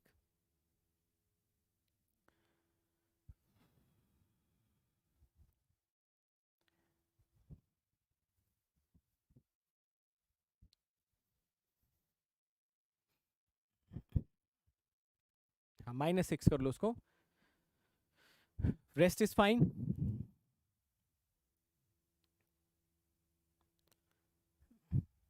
Yes, fine. चलो, अब कॉपी पेन रख के ना जरा ध्यान से यहाँ पे देखो। कॉपी पेन रख के जरा ध्यान से यहाँ पे देखने की कोशिश करो कि मैं क्या बता रहा हूँ, समझिएगा ध्यान से। ठीक है, रख दिया सभी ने कॉपी पेन? बताओ, रख दिया? ठीक है, लास्ट वाला रो ठीक है ना, 0 0 0। पहले तो ये बताओ एलिमेंट्स वगैरह सारे ठीक लिखे हुए हैं ना, जो भी यहाँ पे लिखे हुए हैं? ठीक है, परफेक्ट, रख दिया। अब जरा ध्यान से यहाँ पे देखना मैं क्या बता रहा हूँ। ठीक है, देखो, पहली चीज तो एक स्टेप लगाने के बाद क्या ये रो एचलॉन में कन्वर्ट हो चुका है? नहीं हुआ है, नहीं हुआ रो एचलॉन में कन्वर्ट। भाई यहाँ पे भी 3 0, यहाँ पे भी 3 0। ठीक है, तो ये देखो क्या करेगा, ये इसके पास जाएगा, इसके पास, है ना। यहाँ पर पहली चीज तो 0 एलिमेंट आ गया। चलो ठीक है, 0 एलिमेंट आया। इसने बोला कि तुम अपने नीचे वाले से बोल दो 0 हो जाए। देखो क्या ये पहले से 0 था? पहली चीज तो यहाँ पे हम generally non zero element expect करते हैं। चलो ठीक है, नॉन जीरो एलिमेंट की जगह पे 0 ही आ गया, बट इसके नीचे वाला हम 0 होने की सलाह दे रहे थे, ये 0 था पहले से ही, पहले से ही 0 था। बोलिए, ठीक है। फिर ये क्या होगा, ये जो अभी तक 1 को आप रेफरेंस लेके चलते थे ना, अब आप ये जिम्मेदारी 3 को ट्रांसफर करो।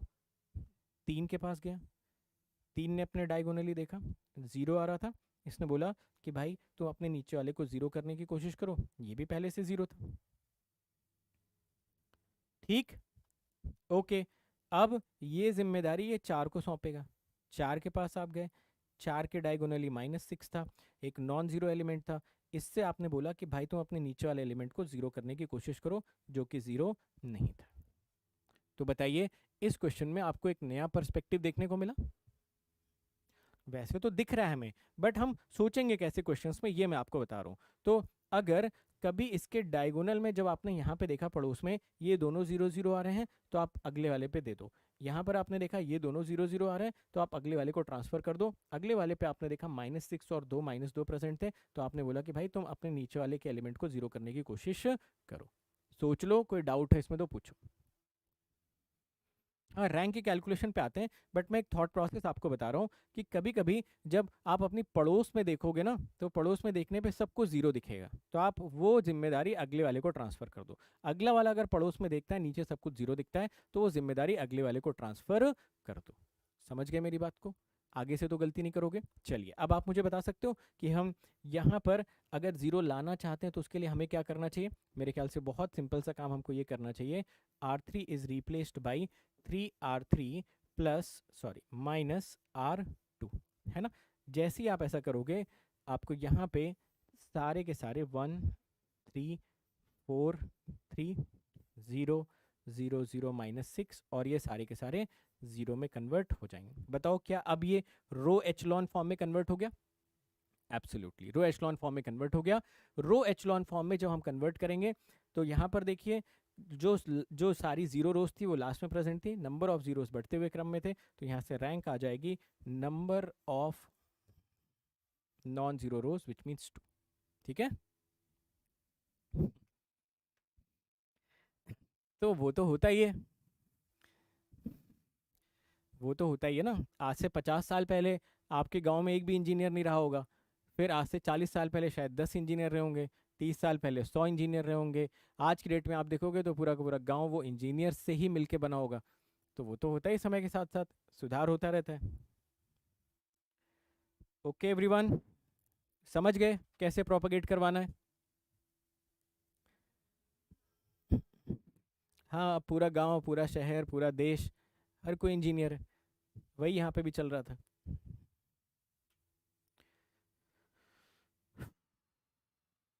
ठीक है, आज के लिए इतना ही।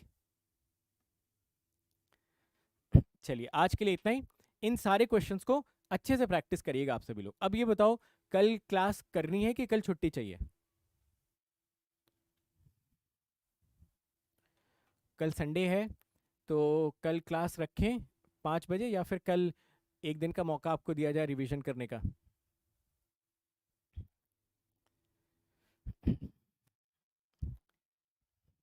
रिवीजन का मौका दिया जाए आपको कल।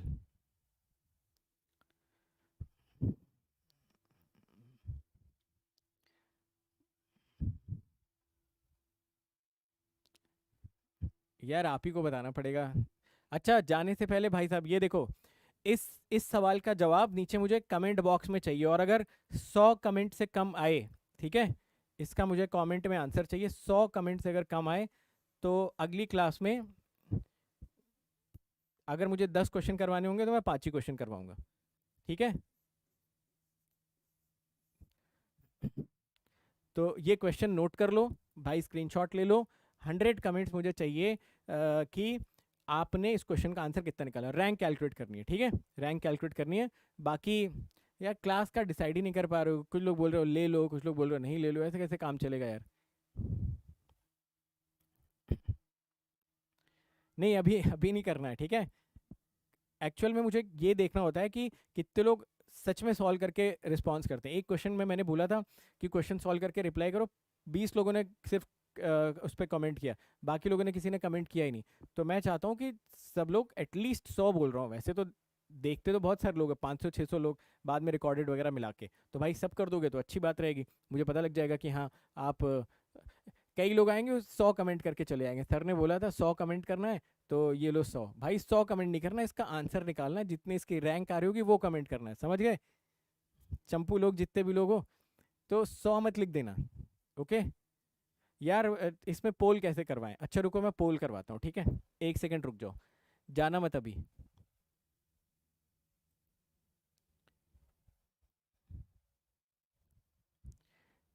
जाना मत अभी, पोल के हिसाब से कल की क्लास का डिसीजन लिया जाएगा।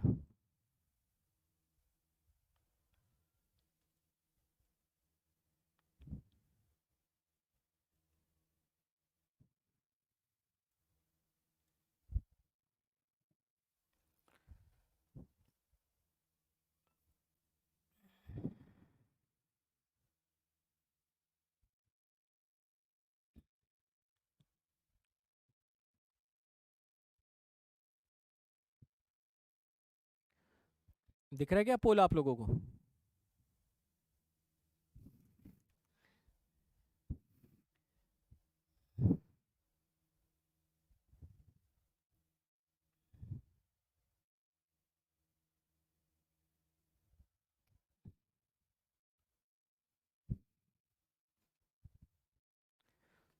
जल्दी जल्दी पार्टिसिपेट करो पोल में। दिख रहा पोल पक्का? यार एक तो तुम लोग बोलते भी नहीं हो ना कुछ।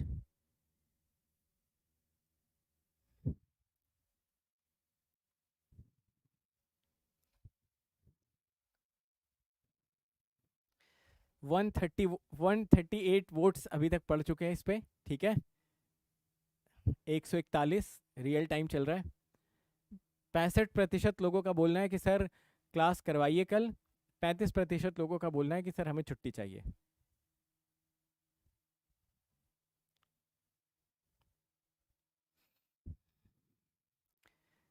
चौसठ प्रतिशत लोगों का बोलना है कि क्लास होनी चाहिए।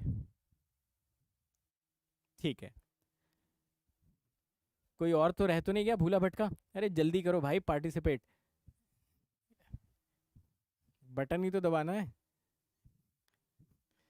क्या टॉस कर रहे हो क्या पहले कि सर टॉस कर लेते हैं, हेड आया तो यस, टेल आया तो नो, या किसी से पूछ रहे हो? भाई जिससे पूछ रहे हो वो कल आएगा नहीं, ठीक है, किसी और के साथ चला जाएगा, तो यहीं चले आना। मैसेज कर रहे हो, are you free tomorrow at 5 PM, let's meet. चलिए, तो काफ़ी सारे लोगों ने कर दिया, तो जो रिजल्ट रहा, जो रिजल्ट रहा उसमें 65% लोगों ने हामी भरी हुई है कि हाँ सर क्लास होनी चाहिए, और 35% लोगों ने नकारा है कि सिरे से नकार दिया कि सर हम क्लास के फेवर में नहीं। तो जो ये 35% लोग हैं भाई, इनसे मैं यही बोलता हूँ कि एक क्लास अपनी बीच में नहीं हुई थी, तो बेहतर ऑप्शन ये है कि क्लास कल कर लेते हैं, आ जाना सभी लोग, सिर्फ रैंक के क्वेश्चन करवाएंगे और कुछ नहीं, ठीक है। रैंक के क्वेश्चन करवाएंगे, कुछ पढ़ाएंगे नहीं कल आपको, तो पूरे दिन रैंक का क्वेश्चन हम लोग कर लेते हैं, ठीक है। और वही बाबू को खाना खिलाना है, कुछ और करवाना है, तो भाई उसमें तो मैं भी कुछ नहीं कर सकता, वो आपकी पर्सनल चॉइस है, ठीक है, तो वो आपकी मर्जी है। बट मेरे ख्याल से कर लेते हैं, सवाल लगा लेंगे, ठीक है, सवाल लगा लेंगे 5 से 7। वैसे भी क्या करोगे, मुझे लगता है कल कोई ढंग का IPL मैच भी नहीं है ना? कल कोई ढंग का IPL का मैच भी नहीं है, तो कोई दिक्कत वाली बात है नहीं। यार स्पेशल क्लास के लिंक में ना कुछ प्रॉब्लम आ रही है भाई, तो आज शायद अगर वो रिजॉल्व हो जाएगा ना, तो कल मैं आप लोगों को वो सेशंस करवा दूंगा, ठीक है, वो सेशंस करवा दूंगा एट द सेम टाइम। जो प्रीवियस सारी क्लासेस है वहाँ पे मैं लिंक भी रिप्लेस करवा दूंगा, ठीक है। तो ये पीछा नहीं छोड़ रहा, मैं सोच रहा हूँ कल अपने यहाँ पे कुछ करवाता हूँ हवन वगैरह। एक लिंक सही होता है, दूसरा लिंक खराब हो जा रहा है, तो कोई एक हवन करवाता हूँ, ठीक है, तो शायद उसके बाद ये चीज़ें सही हो जाएं। परफेक्ट, चलो। तो हाँ, मगर कल 12 बजे सुबह भाई साहब, कल सुबह 12 बजे आप लोगों को वो देना है, क्या कहते हैं उसको, स्कॉलरशिप टेस्ट, समझ गए? काफ़ी अच्छा रिस्पांस दिया, मतलब आप लोगों ने, मुझे लग रहा था कि रैंक को समझाने में थोड़ी सी मुझे दिक्कत ना हो, बट मुझे लगता है कि आप लोगों ने काफ़ी इन्जॉय किया आज की क्लास को, तो thank you so much everyone. और अगर आपको वीडियो पसंद आती है तो यार लास्ट में एक थम्स अप ज़रूर दिया करो, और ये जो पूरी की पूरी प्लेलिस्ट है ना, आप इनको ऐसे लोगों के साथ भी शेयर कर दिया करो जिनको सच में इसकी नीड होती है ना। हो सकता है कि आपको इन्फॉर्मेशन हो और बहुत सारे लोगों को इन्फॉर्मेशन नहीं हो, तो आप ज़रूर शेयर करें, सो दैट ये जो क्वालिटी कंटेंट मिल रहा है ना, इंडिया के कोने कोने तक पहुंचना चाहिए। ऑब्जेक्टिव यही है कि फ्री में पढ़ाने का मतलब है ज़्यादा लोग इसको एक्सेस कर पाएँ, ज़्यादातर लोगों के पास पहुंच पाए। तो आपका कोई व्हाट्सएप ग्रुप हो, कोई टेलीग्राम ग्रुप हो, आपका कोई फेसबुक ग्रुप हो, तो वहाँ पे मेरे कहने पे एक बार ज़रूर आप लोग अगर इसको शेयर करेंगे तो मेरा भी थोड़ा सा कॉन्फिडेंस बढ़ेगा, हमारी टीम का भी कॉन्फिडेंस बढ़ेगा। बाकी चैनल पे तो आप लोगों ने पंख लगा दिए, बहुत तेज़ी से सब्सक्राइबर्स बढ़ रहे हैं, तो चैनल भी आप लोग ज़रूर सब्सक्राइब कर दें अगर आपको लगता है कि हाँ यार यहाँ पे सर लोग जो आते हैं वो एक ऑनेस्ट एफर्ट डालते हैं। Thank you so much everyone, मिलते हैं नेक्स्ट क्लास में।